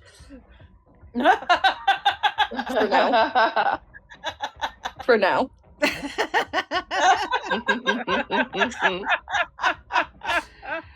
Okay. Must be looking at a picture of me. Hey. And suddenly I'm blind. I mean, that's fair. That's fair. Eagle. I enjoyed today. Today was fun. Nice. What's gonna happen? You know, I hope that we're not all buffed. You waited until now to have an opinion? Did you like it? Our dog loved it. Apparently so, and he has all of his Are you opinions giving us- about are next you week giving- or next game. Okay, let's see if I can talk over him. I don't want all of us to turn into bugs, because the last thing that goes through a bug's mind when it hits the windshield is its ass. So let's not be that. Okay. All I know is I'm going to be flying through the air. Just call me Superman. Hey, eagles fly, man. Eagles Hey. fly. Yeah. Eagles and ravens. Right. So, Kix. That was a little fucked up. You know, just saying in my situation, that was not fun. But great time. What's gonna have next week? I'm scared. I was gonna say, is there a game when you're not scared? That's true. You terrify me. I live Beautiful. to serve, and you keep coming back. So I know. I just keep on licking the wait, that's wrong. wrong game. Wrong game. We're not licking demons in this one. I Cotton know. candy trees. Yeah. No, I just I went back a few. I would have been back a few, but no, sorry. Yeah. I would. You know what? We're gonna just. What does kick slip? What? What does kick slip? Oh, We'll Kix see. doesn't No. lick anything. Not in this game. No. Chick No. said I keep licking, then never mind. I want to know what. Or, it you know, never mind is. I think where's- that was a where's- reference to Deadlight. So, Yeah, I was in the wrong place. Yeah. I never got to wear his back face and as a helmet. yeah, I know. Daisy. Well, today was tough, surprising, really fun. I want more. And next week, well, for all I know, we're being thrown on a wall because of a bomb. And then I guess we'll see. Very nice. And I am Pagan. I've been your GM. Thank you so much for being here. And we will see you all next time for another wonderful episode of Neon Waste.